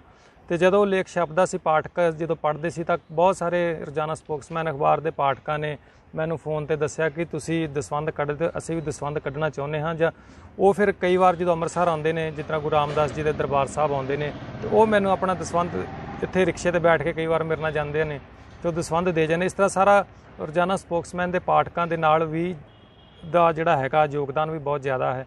ਇਸ ਕਰਕੇ ਮੈਂ ਇਕੱਲਾ ਨਹੀਂ ਕਰਦਾ ਹੈਗਾ, ਮੇਰੇ ਨਾਲ ਹੋਰ ਕੋਈ ਗੁਰਸਿੱਖ ਭੈਣ ਭਰਾ ਜੁੜੇ ਹੋਏ ਨੇ। ਰਾਜਵੀਰ ਜੀ, ਮੈਂ ਇਹ ਵੀ ਜਾਣਨਾ ਚਾਹੁੰਦਾ ਕਿ ਇੱਕ ਰਿਕਸ਼ਾ ਚਲਾਉਣ ਵਾਲਾ ਜਿਹੜਾ ਇਨਸਾਨ ਹੁੰਦਾ ਨਾ, ਉਹ ਬੜੀ ਹੱਡ ਭੰਨਵੀਂ ਮਿਹਨਤ ਕਰਦਾ ਹੈ ਔਰ ਥੱਕ ਟੁੱਟ ਕੇ ਜਿਹੜਾ ਘਰ ਜਾ ਕੇ ਪੈ ਜਾਂਦਾ। ਤੁਸੀਂ ਮਿਹਨਤ ਕਰਦੇ ਹੋ, ਮਨ 'ਚ ਕਿਵੇਂ ਇਹ ਖਿਆਲ ਆਇਆ ਕਿ ਮੈਂ ਰਿਕਸ਼ਾ ਚਲਾ ਕੇ ਜਿਹੜੀ ਆ ਲੋਕਾਂ ਦੀ ਸੇਵਾ ਕਰਨੀ ਹੈ? ਮੇਰਾ ਸਵਾਲ ਦਰਅਸਲ ਇਹ ਸੀ, ਪਿੱਛੇ ਕੋਈ ਪਰਿਵਾਰਕ ਮੈਂਬਰ ਸੀ, ਉਹਨਾਂ ਤੋਂ ਇਹ ਗੁੜਤੀ ਮਿਲੀ ਹੈ ਜਾਂ ਕੋਈ ਅਜਿਹੇ ਲੋਕਾਂ ਦੀ ਸੰਗਤ ਕੀਤੀ ਜਿਨ੍ਹਾਂ ਤੋਂ ਸੇਵਾ ਭਾਵਨਾ ਮਨ ਦੇ ਵਿੱਚ ਪੈਦਾ ਹੋਈ, ਜਾਂ ਗੁਰੂ ਸਾਹਿਬਾਂ ਦੇ ਜੀਵਨ ਨੂੰ, ਗੁਰਬਾਣੀ ਨੂੰ ਪੜ੍ਹਿਆ ਵਿਚਾਰਿਆ? ਹਾਂਜੀ ਵੀਰ ਜੀ, ਇਸ ਤਰ੍ਹਾਂ ਹੈ ਕਿ ਵੇਖੋ ਜਿਹੜੀ ਗੁਰਮਤ ਆ ਨਾ, ਗੁਰਮਤ ਹਮੇਸ਼ਾ ਸਾਡੇ ਗੁਰੂ ਸਾਹਿਬਾਨ ਦਾ ਜਿਹੜਾ ਆਪਾਂ ਗੁਰ ਇਤਿਹਾਸ ਪੜ੍ਹ ਲਏ ਜਾਂ ਗੁਰਬਾਣੀ ਪੜ੍ਹ ਲਏ ਕਿ ਉਹ ਹੈਗਾ ਕਿ ਦੂਸਰਿਆਂ ਦੇ ਕੰਮ ਆਉਣ ਦੀ ਸਾਨੂੰ ਸਿੱਖਿਆ ਦਿੱਤੀ ਜਾਂਦੀ ਹੈ। ਉਸ ਅਨੁਸਾਰ ਮੈਂ ਜਦੋਂ ਛੋਟਾ ਸਾਂ ਤਾਂ ਮੇਰੇ ਬਿਲਕੁਲ ਗੁਆਂਢ ਦੇ ਵਿੱਚ ਇੱਕ ਛੋਟਾ ਜਿਹਾ ਘਰ ਸੀ, ਪਰਿਵਾਰ ਸੀ, ਤੇ ਉਸ ਬੀਬੀ ਸੀ ਉੱਥੇ ਰਹਿੰਦੀ, ਆਪਣੇ ਛੋਟੇ ਬੱਚਿਆਂ ਨਾਲ ਉਹਦਾ ਆਦਮੀ ਸੀ, ਤੇ ਉਹਨੂੰ ਰਾਤ ਨੂੰ ਕੋਈ ਅਚਾਨਕ ਉਹ ਬਿਮਾਰ ਹੋ ਗਈ। ਉਹਨੂੰ ਬਹੁਤ ਜ਼ਿਆਦਾ ਦਰਦ ਹੋ ਰਿਹਾ ਸੀ ਕਿਤੇ ਸਰੀਰ ਦੇ ਵਿੱਚ, ਤੇ ਲਾਗੇ ਹੋਰ ਵੀ ਘਰ ਹੈਗੇ ਸੀ, ਤੇ ਉਹਨਾਂ ਨੇ ਉਸ ਰਾਤ ਨੂੰ ਉਹਨਾਂ ਦਾ ਕੁੰਡਾ ਖੜਕਾਇਆ, ਪਰ ਕੋਈ ਉਹਨਾਂ ਦੇ ਨਾਲ ਜਾਣ ਨੂੰ ਤਿਆਰ ਨਹੀਂ ਹੋਇਆ। ਫਿਰ ਉਹਨਾਂ ਸਾਡਾ ਬੂਹਾ ਖੜਕਾਇਆ ਤੇ ਮੈਂ ਉੱਠਿਆ ਰਾਤ ਨੂੰ, ਤੇ ਮੈਂ ਆਪਣਾ, ਉਦੋਂ ਮੇਰੇ ਪਾਪਾ ਰਿਕਸ਼ਾ ਚਲਾਉਂਦੇ ਸੀ ਤੇ ਮੈਂ ਸ਼ਾਇਦ ਉਦੋਂ ਪੜ੍ਹਦਾ ਸਾਂ, ਛੋਟਾ ਸਾਂ, ਤੇ ਉਹ ਜਦੋਂ ਉਹਨਾਂ ਨੇ ਕਿਹਾ ਕਿ ਇਸ ਤਰ੍ਹਾਂ ਮੇਰੀ ਜਿਹੜੀ ਹੈਗੀ ਬੀਬੀ ਉਹ ਬਹੁਤ ਬਿਮਾਰ ਹੈ ਤੇ ਇਹਨੂੰ ਆਪਾਂ ਡਾਕਟਰ ਕੋਲ ਲੈ ਕੇ ਜਾਣਾ ਹੈ, ਤਾਂ ਉਸੇ ਵੇਲੇ ਮਨ ਦੇ ਵਿੱਚ ਆਇਆ ਕਿ ਮਤਲਬ ਇਹ ਜਿਹੜੇ ਅੱਧੀ ਰਾਤ ਆਏ ਨੇ, ਤੇ ਉਹਨਾਂ ਨੂੰ ਫਿਰ ਮੈਂ ਆਪਣੇ ਡੈਡੀ ਜੀ ਵਾਲਾ ਰਿਕਸ਼ਾ ਮੇਰਾ, ਉਹਨਾਂ ਨੂੰ ਲੈ ਕੇ ਉਸ 'ਤੇ ਬਿਠਾ ਕੇ ਤੇ ਅੱਧੀ ਰਾਤ ਕਿਸੇ ਡਾਕਟਰ ਕੋਲ ਲੈ ਕੇ ਗਿਆ, ਤੇ ਉੱਥੋਂ ਉਸ ਬੀਬੀ ਨੂੰ ਉਹਨਾਂ ਦਵਾਈ ਦਿੱਤੀ ਜੋ ਵੀ, ਤੇ ਉਹਨੂੰ ਆਰਾਮ ਆਇਆ, ਉਹਦੀ ਦਰਦ ਜਿਹੜੀ ਦੂਰ ਹੋਈ। ਤਾਂ ਉਸ ਵੇਲੇ ਮੈਨੂੰ ਬੜਾ ਮਨ ਦੇ ਵਿੱਚ ਮੈਨੂੰ ਸੰਤੁਸ਼ਟੀ ਮਿਲੀ ਕਿ ਇਹ ਜਿਹੜਾ ਜੀਵਨ ਹੈ ਕਿਸੇ ਦੇ ਕੰਮ ਆਇਆ ਹੈ, ਉਹਦਾ ਦਰਦ ਦੂਰ ਹੋਇਆ ਹੈ। ਤੇ ਇਹ ਜਿਹੜੀ ਪਰਉਪਕਾਰ ਵਾਲੀ ਭਾਵਨਾ ਸੀ ਉਦੋਂ ਤੋਂ ਸ਼ੁਰੂ ਹੋਈ ਸੀ। ਬਲਕਿ ਉਦੋਂ ਤੁਹਾਡੇ ਮਨ 'ਚ ਖਿਆਲ ਆਇਆ। ਹਾਂਜੀ। ਅੱਛਾ, ਗੱਲਾਂ ਤੁਹਾਡੇ ਨਾਲ ਹੋਰ ਵੀ ਬਹੁਤ ਜ਼ਿਆਦਾ ਮੈਂ ਕਰਨੀਆਂ ਨੇ, ਮੈਨੂੰ ਬੜਾ ਆਨੰਦ ਆਇਆ ਤੁਹਾਡੇ ਨਾਲ ਗੱਲਬਾਤ ਕਰਕੇ। ਮੈਂ ਇਹ ਵੀ ਜਾਣਨਾ ਚਾਹੁੰਦਾ ਕਿ ਰਾਜਵੀਰ ਰਿਕਸ਼ੇ ਵਾਲਾ ਤੋਂ ਰਾਜਵੀਰ ਇੱਕ ਲੇਖਕ ਕਿਵੇਂ ਬਣਿਆ, ਇੱਕ ਸਾਹਿਤਕਾਰ ਕਿਵੇਂ ਬਣਿਆ? ਹਾਂਜੀ, ਇਸ ਤਰ੍ਹਾਂ ਵੀਰ ਜੀ ਹੋਇਆ ਕਿ ਜਦੋਂ ਮੈਂ ਬੜੇ ਚਿਰ ਤੋਂ ਰਿਕਸ਼ਾ ਚਲਾ ਰਿਹਾ ਹਾਂ, ਜਦੋਂ ਮੈਂ ਰਿਕਸ਼ਾ ਚਲਾਉਣਾ ਹਾਂ, ਸਮਾਜ ਦੇ ਵਿੱਚ ਤਰ੍ਹਾਂ ਤਰ੍ਹਾਂ ਦੇ ਲੋਕਾਂ ਨਾਲ ਵਾਹ ਪੈਂਦਾ, ਕਈ ਤਰ੍ਹਾਂ ਦੀਆਂ ਸਵਾਰੀਆਂ ਬੈਠਦੀਆਂ ਨੇ ਸਾਰਾ ਦਿਨ ਦੇ ਵਿੱਚ, ਬਹੁਤ ਤਰ੍ਹਾਂ ਦੇ ਲੋਕ ਆਉਂਦੇ ਨੇ ਜਾਂਦੇ ਨੇ ਬੈਠਦੇ ਨੇ, ਕਈ ਤਰ੍ਹਾਂ ਦਾ ਉਹ ਬੋਲਦੇ ਨੇ, ਕਿਸ ਤਰ੍ਹਾਂ ਉਹਨਾਂ ਦਾ ਵਿਵਹਾਰ ਹੁੰਦਾ ਆ। ਅਤੇ ਸਮਾਜ ਦੇ ਵਿੱਚ ਹੋਰ ਜੋ ਸਮਾਜਿਕ ਬੁਰਾਈਆਂ ਚੱਲਦੀਆਂ ਨੇ, ਅਤੇ ਆਪਣੇ ਤੁਸੀਂ ਲਾ ਲਓ ਸਿੱਖ ਧਰਮ ਦੇ ਵਿੱਚ ਜੋ ਅੱਜ ਕੱਲ੍ਹ ਚੱਲ ਰਿਹਾ ਜਾਂ ਪਹਿਲਾਂ ਚੱਲ ਰਿਹਾ ਸੀ, ਹੁਣ ਵੀ ਚੱਲ ਰਿਹਾ, ਉਹਦੇ ਵਿੱਚ ਮੈਂ ਆਪਣੇ ਮਨ ਦੇ ਨਾਲ ਇਕੱਲਾ ਹੀ ਵਿਚਾਰਾਂ ਕਰੀ ਜਾਂਦਾ ਹੁੰਦਾ ਸੀ ਕਿ ਆਹ ਸਹੀ ਹੋ ਰਿਹਾ, ਗਲਤ ਹੋ ਰਿਹਾ, ਇਸ ਤਰ੍ਹਾਂ ਹੋਣਾ ਚਾਹੀਦਾ, ਇਸ ਤਰ੍ਹਾਂ ਨਹੀਂ ਹੋਣਾ ਚਾਹੀਦਾ। ਅਤੇ ਉਹ ਜਦੋਂ ਫਿਰ ਮੈਂ ਉਹਨੂੰ ਇਸ ਤਰ੍ਹਾਂ, ਜਿਸ ਤਰ੍ਹਾਂ ਕੁਦਰਤੀ ਵਾਤਾਵਰਨ ਬਣਿਆ ਹੋਇਆ ਕਿ ਇਸ ਤਰ੍ਹਾਂ ਕਿਸੇ ਦੁਪਹਿਰ ਵੇਲੇ ਆ ਕੇ ਜਾਂ ਜਦੋਂ ਸਵਾਰੀ ਛੱਡ ਆਉਣੀ ਕਿਤੇ, ਇਸ ਤਰ੍ਹਾਂ ਸ਼ਾਮੇ ਬਹਿ ਜਾਣਾ 10 ਮਿੰਟ, ਉੱਥੋਂ ਫਿਰ ਮੈਂ ਆਪਣੇ ਰਿਕਸ਼ੇ ਦੇ ਵਿੱਚ ਹੀ ਰੱਖਿਆ ਸਾਰਾ ਲਿਖਣ ਵਾਲਾ, ਉਹਦੇ ਵਿੱਚ ਫਿਰ ਮੈਂ ਲਿਖਦਾ ਹਾਂ। ਅਤੇ ਆਪਣੇ ਜਿਹੜੇ ਮਨ ਦੇ ਵਿਚਾਰ ਸੀ ਉੱਥੋਂ ਮੇਰਾ ਲਿਖਣਾ ਸ਼ੁਰੂ ਹੋਇਆ। ਅਤੇ ਇੱਕ ਦਿਨ ਜਦੋਂ ਲਿਖਤ ਦੀ ਸ਼ੁਰੂਆਤ ਹੋਈ ਹੈ, ਉਹ ਇਸ ਤਰ੍ਹਾਂ ਹੋਈ ਕਿ ਇੱਕ ਧਾਰਮਿਕ ਸਟੇਜ ਲੱਗੀ ਸੀ ਅਤੇ ਮੈਂ ਆਪਣੇ ਘਰ ਵਿੱਚ ਬੈਠ ਕੇ TV ਦੇਖ ਰਿਹਾ ਸਾਂ। ਉਹ TV ਦੇ ਵਿੱਚ ਪ੍ਰੋਗਰਾਮ ਆ ਰਿਹਾ ਸੀ, ਕੋਈ ਆਪਣੇ ਸਿੱਖ ਪੰਥ ਦੀ ਸੰਸਥਾ ਸੀ, ਧਾਰਮਿਕ ਸੰਸਥਾ ਸੀ, ਉਹ ਪ੍ਰੋਗਰਾਮ ਕਰਾ ਰਹੇ ਸੀ। ਉਸ ਪ੍ਰੋਗਰਾਮ ਦੇ ਵਿੱਚ ਉਹ ਮਤਲਬ 10-15 ਸਿੱਖਾਂ ਨੂੰ ਉਹਨਾਂ ਬੁਲਾਇਆ, ਜਿਹੜੇ ਪ੍ਰਬੰਧਕ ਸੀ, ਉਹਨਾਂ ਪ੍ਰਬੰਧਕਾਂ ਨੇ ਉਹਨਾਂ ਵਾਰੀ ਇੱਕ ਸਿੱਖ ਨੂੰ ਲਿਆ ਕੇ ਉਹਨਾਂ ਨੂੰ ਕਹਿੰਦੇ ਸੀ ਕਿ ਇਹ ਵੇਖੋ, ਇਹ ਫੌਜ ਦੇ ਵਿੱਚ ਨੇ, ਇਹਨਾਂ ਅੰਮ੍ਰਿਤ ਛਕਿਆ ਨੇ ਅਤੇ ਇਹਨਾਂ ਨੂੰ ਵਿਸ਼ੇਸ਼ ਸਨਮਾਨ ਦਿੱਤਾ ਜਾਂਦਾ ਹੈ। ਉਸ ਤੋਂ ਬਾਅਦ ਵਾਰੀ ਕਿਸੇ ਮਿਲਟਰੀ ਅਫਸਰ ਦੀ ਆਉਂਦੀ ਹੈ, ਕਿਸੇ ਬਿਜਲੀ ਬੋਰਡ ਦੇ ਚੇਅਰਮੈਨ ਦੀ, ਯਾਨੀ ਕਿ ਸਾਰੇ ਉੱਚੇ ਅਹੁਦੇ ਵਾਲਿਆਂ ਦੀ। ਉਹ ਜਦੋਂ ਮੈਂ ਵੇਖਿਆ ਪ੍ਰੋਗਰਾਮ ਤਾਂ ਮੇਰੇ ਮਨ ਨੂੰ ਬੜੀ ਠੇਸ ਪਹੁੰਚੀ ਕਿ ਵੇਖੋ ਇਹ ਜਿਹੜੇ ਪ੍ਰਬੰਧਕ ਨੇ ਕੀ ਕਰ ਰਹੇ ਨੇ, ਇਹ ਉੱਚੇ ਅਹੁਦੇ ਵਾਲਿਆਂ ਨੂੰ ਸਨਮਾਨ ਦੇ ਰਹੇ ਨੇ। ਫਿਰ ਮੈਂ ਉੱਥੋਂ ਲਿਖਣਾ ਸ਼ੁਰੂ ਕਰ ਦਿੱਤਾ ਕਿ ਉਹਨਾਂ ਪ੍ਰਬੰਧਕਾਂ ਨੂੰ ਸੰਬੋਧਨ ਕਰਦੇ ਹੋਏ ਕਿ ਭਾਈ ਸਾਹਿਬ ਜੀ ਜਰਾ ਇੱਧਰ ਵੀ ਧਿਆਨ ਦਿਓ, ਇਸ ਦਿਨ ਤੁਹਾਡਾ ਪ੍ਰੋਗਰਾਮ ਆ ਰਿਹਾ ਸੀ, ਤੁਸੀਂ ਜਿਹੜੇ ਉੱਚੇ ਅਹੁਦੇ ਵਾਲੇ ਸਿੱਖ ਨੇ ਉਹਨਾਂ ਨੂੰ ਵਿਸ਼ੇਸ਼ ਸਨਮਾਨ ਦੇ ਕੇ ਤੁਸੀਂ ਨਵਾਜ ਰਹੇ ਨੇ। ਕਿ ਤੁਸੀਂ ਕਦੀ ਉਹਨਾਂ ਸਿੱਖਾਂ ਵੱਲ ਧਿਆਨ ਦਿੱਤਾ ਜਿਹੜੇ ਸਿੱਖ ਰਿਕਸ਼ਾ ਚਲਾਉਂਦੇ ਨੇ, ਜਿਹੜੇ ਸਿੱਖ ਟੋਕਰੀ ਢੋਂਦੇ ਨੇ, ਜਿਹੜੇ ਸਿੱਖ ਲੱਕੜ ਦਾ ਕੰਮ ਕਰਦੇ ਨੇ, ਹੋਰ ਮਿਹਨਤ ਮਜ਼ਦੂਰੀ ਕਰਦੇ ਨੇ, ਔਰ ਆਪਣਾ ਗ੍ਰਸਤੀ ਧਰਮ ਜਿਹੜਾ ਵਾ ਬੜੇ ਇਮਾਨਦਾਰੀ ਨਾਲ ਅਤੇ ਬੜੇ ਸਹੀ ਢੰਗ ਨਾਲ ਨਿਭਾਉਂਦੇ ਨੇ। ਅਤੇ ਉਹਨਾਂ ਵਿੱਚੋਂ ਵੀ ਕਈਆਂ ਨੇ ਅੰਮ੍ਰਿਤ ਛਕਿਆ ਹੁੰਦਾ ਅਤੇ ਕਈਆਂ ਦਾ ਆਪਣਾ ਸਾਬ ਸੂਰਤ ਹੁੰਦੇ ਨੇ। ਅਤੇ ਉਹ ਸਿੱਖ ਕੀ ਜਦੋਂ ਗੁਰੂ ਨਾਨਕ ਸਾਹਿਬ ਜੀ ਨੇ ਤਾਂ ਹਮੇਸ਼ਾ ਗਰੀਬਾਂ ਨੂੰ ਨਵਾਜਿਆ ਅਤੇ ਨਿਮਾਣਿਆਂ ਨੂੰ ਮਾਣ ਬਖਸ਼ਿਆ, ਅਤੇ ਬਾਬਾ ਨਾਨਕ ਜੀ ਉੱਚੇ ਵੱਡਿਆਂ ਮਹਿਲਾਂ ਵਾਲਿਆਂ ਨੂੰ ਛੱਡ ਕੇ ਤੇ ਕੁੱਲੀਆਂ ਵਾਲਿਆਂ ਦੇ ਭਾਈ ਲਾਲੋਆਂ ਦੇ ਘਰ ਆਏ, ਭਾਈ ਲਾਲੋ ਜੀ ਦੇ ਘਰ ਗਏ, ਅਤੇ ਤੁਸੀਂ ਭਾਈ ਲਾਲੋ ਦੇ ਵਾਰਸਾਂ ਨੂੰ ਕਿਉਂ ਅਨਡਿਟ ਕਰ ਦਿੱਤਾ ਹੈ, ਰੋਸ ਨਾ ਕੀਜੇ ਉੱਤਰ ਦੀਜੇ। ਜਦੋਂ ਇਹ ਸਾਰਾ ਲਿਖ ਦਿੱਤਾ ਤਾਂ ਮੈਂ ਜਦੋਂ ਸਾਰਾ ਲੇਖ ਲਿਖਿਆ ਤਾਂ ਥੱਲੇ ਆਪਣਾ ਨਾਮ ਲਿਖਿਆ। ਅਤੇ ਉੱਥੇ ਮੈਨੂੰ ਵਿਚਾਰ ਆਇਆ ਕਿ ਹਰ ਕੋਈ ਲੇਖਕ, ਜਿਸ ਤਰ੍ਹਾਂ ਆਪਾਂ ਅਖਬਾਰ ਦੇ ਵਿੱਚ ਪੜ੍ਹਦੇ ਹਾਂ ਜਾਂ ਕਿਤਾਬ 'ਚ ਪੜ੍ਹਦੇ ਹਾਂ, ਲੇਖਕ ਨੇ ਆਪਣੇ ਨਾਮ ਅੱਗੇ ਜਾਂ ਤਾਂ ਆਪਣਾ ਪਿੰਡ ਸ਼ਹਿਰ ਜਾਂ ਜਾਤ ਗੋਤ ਲਿਖੀ ਹੁੰਦੀ ਆ, ਤਾਂ ਮੈਂ ਆਪਣਾ ਕਿੱਤਾ ਲਿਖ ਦਿੱਤਾ ਕਿਉਂਕਿ ਜੋ ਮੈਂ ਹੈਗਾ ਹਾਂ ਉਸ ਚੀਜ਼ ਨੂੰ ਆਪਾਂ ਹਾਈਲਾਈਟ ਕੀਤਾ ਜਾਵੇ। ਉਸ ਕਰਕੇ ਫਿਰ ਮੈਂ ਰਾਜਵੀਰ ਸਿੰਘ ਰਿਕਸ਼ੇ ਵਾਲਾ ਲਿਖ ਦਿੱਤਾ। ਇੱਥੋਂ ਸ਼ੁਰੂਆਤ ਹੋਈ। ਹਾਂਜੀ। ਅੱਛਾ ਰਾਜਵੀਰ ਜੀ, ਇੱਕ ਹੋਰ ਮੇਰੇ ਮਨ 'ਚ ਸਵਾਲ ਹੈ ਕਿ ਕਹਾਣੀਆਂ, ਕਵਿਤਾਵਾਂ ਜਾਂ ਆਪਣੇ ਲੇਖ ਅਖਬਾਰਾਂ 'ਚ, ਵੱਡੀਆਂ ਅਖਬਾਰਾਂ 'ਚ ਛਪਾਉਣ ਲਈ ਸਾਨੂੰ ਨਾ ਬੜੀ ਮਿਹਨਤ ਕਰਨੀ, ਮੁਸ਼ੱਕਤ ਕਰਨੀ ਪੈਂਦੀ ਹੁੰਦੀ ਸੀ। ਐਡੀਟਰ ਨਾਲ ਸਾਂਝ ਗੰਢਣੀ ਜਾਂ ਜਿਹੜੇ ਉੱਥੇ ਕੰਮ ਕਰਦੇ ਉਹਨਾਂ ਲੋਕਾਂ ਨਾਲ ਆਪਣਾ ਰਾਬਤਾ ਕਾਇਮ ਕਰਨਾ, ਫਿਰ ਕਿਤੇ ਜਾ ਕੇ ਸਾਡੀ ਜਿਹੜੀ ਲਿਖਤ ਹੈ ਉਹ ਛਪਦੀ ਸੀ ਜੀ, ਜਾਂ ਉਹਨਾਂ ਸਥਾਪਿਤ ਸਾਹਿਤਕਾਰਾਂ ਦੀਆਂ ਲਿਖਤਾਂ ਛਪਦੀਆਂ ਸੀ ਜਿਨ੍ਹਾਂ ਦੀ ਫੈਨ ਫੋਲੋਇੰਗ ਕਾਫੀ ਹੁੰਦੀ ਸੀ। ਰਾਜਵੀਰ ਨੂੰ ਕਿਹੜਾ ਜਿਹੜਾ ਫਰੰਟ ਮਿਲਿਆ, ਉਹ ਕਿਹੜਾ ਰਾਹ ਸੀ ਪਹਿਲਾਂ ਕਿ ਉਹਦੀ ਪਹਿਲੀ ਕਵਿਤਾ ਜਾਂ ਪਹਿਲਾ ਜਿਹੜਾ ਲੇਖ ਆ ਉਹ ਛਪਿਆ? ਕਿਹੜੀ ਅਖਬਾਰ ਨੇ ਤੁਹਾਨੂੰ ਪਹਿਲਾਂ ਜਿਹੜੀ ਇਹ ਪਹਿਲ ਦਿੱਤੀ, ਜਾਂ ਬਿਨਾਂ ਕਿਸੇ ਪੈਸੇ ਖਰਚਣ ਤੋਂ, ਬਿਨਾਂ ਕਿਸੇ ਸਾਂਝ ਕੱਢਣ ਤੋਂ ਤੁਹਾਨੂੰ ਜਿਹੜਾ ਇਹ ਮੁਕਾਮ ਮਿਲ ਗਿਆ? ਹਾਂਜੀ ਵੀਰ ਜੀ, ਇਸ ਤਰ੍ਹਾਂ ਹੋਇਆ ਜਦੋਂ ਮੈਂ ਇਹ ਸਾਰਾ ਲੇਖ ਲਿਖਿਆ ਨਾ, ਜਿਹਦਾ ਮੈਂ ਜ਼ਿਕਰ ਕੀਤਾ ਹੈ, ਜਦੋਂ ਮੈਂ ਲੇਖ ਲਿਖਿਆ ਅਤੇ ਮੈਂ ਅਖਬਾਰ ਤਾਂ ਹੋਰ ਵੀ ਪੜ੍ਹਦਾ ਸਾਂ, ਪਰ ਮੈਂ ਰੋਜ਼ਾਨਾ ਸਪੋਕਸਮੈਨ ਜਦੋਂ ਅਖਬਾਰ ਪੜ੍ਹਨੀ ਸ਼ੁਰੂ ਕੀਤੀ ਤਾਂ ਮੈਂ ਉਹਦੇ ਵਿੱਚ ਵੇਖਦਾ ਕਿ ਕਈ ਜਿਹੜੇ ਆਮ ਸਿੱਖ ਜਿਨ੍ਹਾਂ ਦਾ ਕੋਈ ਨਾਮ ਨਹੀਂ ਸੀ, ਉਹਨਾਂ ਦੇ ਲੇਖ ਵੀ ਛਪਦੇ ਨੇ। ਤਾਂ ਫਿਰ ਮੈਂ ਕਿਹਾ ਕਿ ਕਿਉਂ ਨਾ ਇਸ ਅਖਬਾਰ ਨੂੰ ਆਪਣਾ ਭੇਜਿਆ ਜਾਵੇ, ਕਿਉਂਕਿ ਦੂਜੀਆਂ ਅਖਬਾਰਾਂ ਦੇ ਵਿੱਚ ਸਥਾਪਿਤ ਲੇਖਕ ਜਿਹੜੇ ਵੱਡੇ ਨਾਮੀ ਲੇਖਕ ਸਨ ਉਹਨਾਂ ਦੇ ਲੇਖ ਛਪਦੇ ਸੀ। ਇਹ ਇੱਕ ਅਖਬਾਰ ਜਦੋਂ ਸ਼ੁਰੂ ਹੋਇਆ ਅਤੇ ਫਿਰ ਮੈਂ ਇਹਦੇ ਵਿੱਚ ਆਪਣਾ ਲੇਖ ਭੇਜਿਆ। ਮੈਨੂੰ ਬੜੀ ਹੈਰਾਨੀ ਅਤੇ ਖੁਸ਼ੀ ਹੋਈ ਕਿ ਜਦੋਂ ਇਹ ਮੈਂ ਆਪਣਾ ਲੇਖ ਭੇਜਿਆ ਤਾਂ 1 ਹਫ਼ਤੇ ਦੇ ਬਾਅਦ ਮੇਰਾ ਲੇਖ ਅਖਬਾਰ ਦੇ ਵਿੱਚ ਛਪ ਗਿਆ। ਅਤੇ ਜਦੋਂ ਇਹ ਮੇਰਾ ਲੇਖ ਛਪਿਆ ਤਾਂ ਮੈਨੂੰ ਬੜੇ ਦੇਸ਼ ਵਿਦੇਸ਼ 'ਚੋਂ ਫੋਨ ਆਏ। ਤਾਂ ਅਖਬਾਰ ਜਿਹੜੀ ਰੋਜ਼ਾਨਾ ਸਪੋਕਸਮੈਨ ਉਹਦੇ ਚੀਫ ਐਡੀਟਰ ਸਰਦਾਰ ਸਤਿਕਾਰਯੋਗ ਸਾਡੇ ਸਰਦਾਰ ਜੋਗਿੰਦਰ ਸਿੰਘ ਜੀ, ਉਹਨਾਂ ਦਾ ਮੈਂ ਬਹੁਤ ਧੰਨਵਾਦ ਕੀਤਾ ਫੋਨ 'ਤੇ ਕਿ ਉਹਨਾਂ ਨੇ ਮੈਨੂੰ ਇੱਕ ਨਿਮਾਣੇ ਨੂੰ ਮਾਣ ਬਖਸ਼ਿਆ ਅਤੇ ਆਪਣੀ ਅਖਬਾਰ ਦੇ ਵਿੱਚ ਜਗ੍ਹਾ ਦਿੱਤੀ। ਬਲਕਿ ਰੋਜ਼ਾਨਾ ਸਪੋਕਸਮੈਨ ਅਖਬਾਰ ਤੋਂ ਜਿਹੜਾ ਆ ਇਸ ਲੇਖਕ ਦੀ ਸ਼ੁਰੂਆਤ ਹੋਈ ਕਿ ਜੋ ਆਪਣੇ ਮਨ ਦੀ ਭਾਵਨਾ ਨੂੰ ਕਾਗਜ਼ ਦੇ ਉੱਤੇ ਲਿਖਦਾ ਸੀ, ਜਾਂ ਜਿਹੜੀਆਂ ਸਵਾਰੀਆਂ ਦੇ ਨਾਲ ਰਸਤੇ 'ਚ ਗੁਫ਼ਤਗੂ ਹੁੰਦੀ ਜਾਂ ਉਹਨਾਂ ਦੇ ਹਾਲ ਸਨ, ਉਹ ਜਦੋਂ ਕਾਗਜ਼ 'ਤੇ ਲਿਖਦਾ ਸੀ। ਤੇ ਸਪੋਕਸਮੈਨ ਜਿਹੜਾ ਰੋਜ਼ਾਨਾ ਸਪੋਕਸਮੈਨ ਅਖਬਾਰ ਸੀ, ਉਹਨੇ ਤੁਹਾਨੂੰ ਜਿਹੜਾ ਹੈ ਫਰੰਟ 'ਤੇ ਲੈ ਕੇ ਆਉਂਦਾ। ਉਸ ਤੋਂ ਬਾਅਦ ਫਿਰ ਤੁਹਾਡੀ ਪਛਾਣ ਬਣਨੀ ਸ਼ੁਰੂ ਹੋ ਗਈ। ਜੀ ਜੀ। ਲੋਕਾਂ ਦਾ ਤੁਹਾਡੇ ਪ੍ਰਤੀ ਨਜ਼ਰੀਆ ਕਿਵੇਂ ਦਾ ਫਿਰ ਜਿਹੜਾ ਬਣਨਾ ਸ਼ੁਰੂ ਹੋਇਆ? ਹਾਂਜੀ, ਜਦੋਂ ਪਹਿਲਾਂ ਮੈਂ ਛੋਟੇ ਛੋਟੇ ਲੇਖ ਲਿਖਦਾ ਨਾ, ਚਿੱਠੀਆਂ ਲਿਖਦਾ ਨਾ ਸਾਂ, ਅਤੇ ਉਹ ਪਹਿਲੋਂ ਚਿੱਠੀਆਂ ਵਾਲੇ ਕਾਲਮ ਵਿੱਚ ਲੱਗਦੀਆਂ ਸੀ।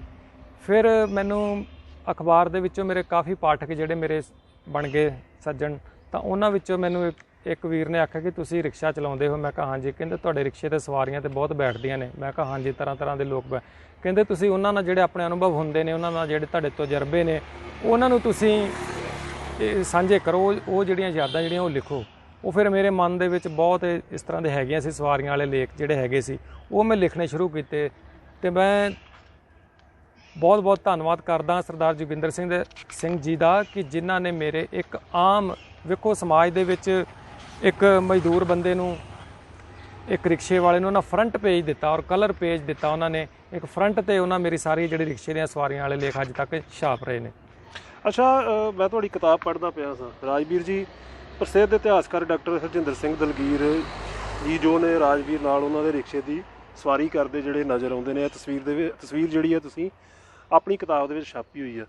ਜਦੋਂ ਅਜਿਹੀਆਂ ਸ਼ਖਸੀਅਤਾਂ ਅੰਮ੍ਰਿਤਸਰ ਪਹੁੰਚ ਕੇ ਇਹ ਭਾਲ ਕਰਦੀਆਂ ਸਨ ਕਿ ਰਾਜਵੀਰ ਸਿੰਘ ਰਿਕਸ਼ੇ ਵਾਲਾ ਮਿਲੇਗਾ ਤਾਂ ਉਹਦੇ ਰਿਕਸ਼ੇ ਦੀ ਜਿਹੜੀ ਅਸੀਂ ਸਵਾਰੀ ਕਰਨੀ ਹੈ, ਤਾਂ ਉਹਦੇ ਨਾਲ ਸਾਹਿਤ ਦੇ ਨਾਲ ਜਿਹੜੀਆਂ ਸੰਬੰਧਿਤ ਵੀ ਗੱਲਾਂ ਕਰਨੀਆਂ। ਜਦੋਂ ਅਜਿਹੀਆਂ ਸ਼ਖਸੀਅਤਾਂ ਨਾਲ ਮੇਲ ਮਿਲਾਪ ਹੁੰਦਾ ਸੀ, ਅਤੇ ਪਹਿਲਾਂ ਦੀ ਜ਼ਿੰਦਗੀ ਜਦੋਂ ਰਾਜਵੀਰ ਅਜੇ ਗੁਮਨਾਮ ਸੀ, ਅਤੇ ਫਿਰ ਇੱਕਦਮ ਲੋਕਾਂ ਦੀ ਇੱਕ ਰੋਲ ਮਾਡਲ ਬਣ ਗਿਆ, ਪਛਾਣ ਬਣ ਗਿਆ। ਫਿਰ ਅਜਿਹੀਆਂ ਸ਼ਖਸੀਅਤਾਂ ਨਾਲ ਕਿਵੇਂ ਗੱਲਬਾਤ ਹੁੰਦੀ ਸੀ, ਕਿਹੋ ਜਿਹੀ ਸ਼ਾਬਾਸ਼ ਉਹਨਾਂ ਵੱਲੋਂ ਮਿਲਦੀ ਸੀ, ਕਿਹੋ ਜਿਹਾ ਆਉਣ ਵਾਲੀ ਜ਼ਿੰਦਗੀ ਲਈ ਸਭ ਕੁਝ ਜਿਹੜਾ ਮਿਲਦਾ ਸੀ? ਵੇਖੋ ਜੀ, ਪਹਿਲਾਂ ਮੈਂ ਆਮ ਰਿਕਸ਼ਾ ਜਿਸ ਤਰ੍ਹਾਂ ਆਮ ਸਾਰੇ ਲੋਕ ਚਲਾਉਂਦੇ ਨੇ ਉਸ ਤਰ੍ਹਾਂ ਰਿਕਸ਼ਾ ਚਲਾਉਣਾ ਹਾਂ। ਜਦੋਂ ਮੈਂ ਅਖਬਾਰ ਸਪੋਕਸਮੈਨ ਦੇ ਵਿੱਚ ਛਪਣ ਲੱਗ ਪਿਆ, ਜਦੋਂ ਮੇਰੇ ਲੇਖ ਛਪਣ ਲੱਗ ਪਏ, ਤਾਂ ਉਦੋਂ ਮੇਰੀ ਪਹਿਚਾਣ ਜਿਹੜੀ ਬਣ ਗਈ। ਦੇਸ਼ ਵਿਦੇਸ਼ 'ਚੋਂ ਜਿੱਥੇ ਪਾਠਕ ਆਉਂਦੇ ਸੀ ਦਰਬਾਰ ਸਾਹਿਬ ਅੰਮ੍ਰਿਤਸਰ ਮੱਥਾ ਟੇਕਣ ਵਾਸਤੇ, ਉੱਥੇ ਮੈਨੂੰ ਵੀ ਨਾਲ ਮਿਲਦੇ ਸੀ। ਅਤੇ ਅਖਬਾਰ ਦੇ ਵਿੱਚ ਜਿਹੜੇ ਵੱਡੇ ਵੱਡੇ ਲੇਖ, ਜਿੱਦਾਂ ਤੁਸੀਂ ਜ਼ਿਕਰ ਕੀਤਾ ਸਤਿਕਾਰਯੋਗ ਸਰਦਾਰ ਹਰਜਿੰਦਰ ਸਿੰਘ ਜੀ ਦਲਗੀਰ ਇਤਿਹਾਸਕਾਰ ਨੇ, ਅਤੇ ਹੋਰ ਇਹੋ ਜਿਹੀਆਂ ਸ਼ਖਸੀਅਤਾਂ ਬਹੁਤ ਆਉਂਦੇ ਸੀ। ਔਰ ਮੈਨੂੰ ਬੜੀ ਖੁਸ਼ੀ ਹੁੰਦੀ ਜਦੋਂ ਮੈਨੂੰ ਫੋਨ ਕਰਕੇ ਪੁੱਛਦੇ ਕਿ ਰਾਜਵੀਰ ਸਿੰਘ ਜੀ ਤੁਸੀਂ ਕਿੱਥੇ ਹੋ, ਅਸੀਂ ਤੁਹਾਨੂੰ ਮਿਲਣਾ ਹੈ, ਅਸੀਂ ਤੁਹਾਡੇ ਰਿਕਸ਼ੇ 'ਤੇ ਬੈਠ ਕੇ ਇੱਧਰ ਜਾਣਾ ਹੈ ਜਾਂ ਉੱਧਰ ਜਾਣਾ ਹੈ। ਤਾਂ ਮੈਨੂੰ ਬਹੁਤ ਮਾਣ ਮਹਿਸੂਸ ਹੁੰਦਾ ਸੀ, ਬਹੁਤ ਮਾਣ ਮਹਿਸੂਸ ਅੱਜ ਵੀ ਹੁੰਦਾ ਹੈ, ਕਿਉਂਕਿ ਮੇਰੇ ਨਾਲ ਇਸ ਰਿਕਸ਼ੇ 'ਤੇ ਮੈਂ ਸ਼ਖਸੀਅਤ ਦੀ ਤੁਸੀਂ ਗੱਲ ਵੀਰ ਜੀ ਕੀਤੀ ਹੈ।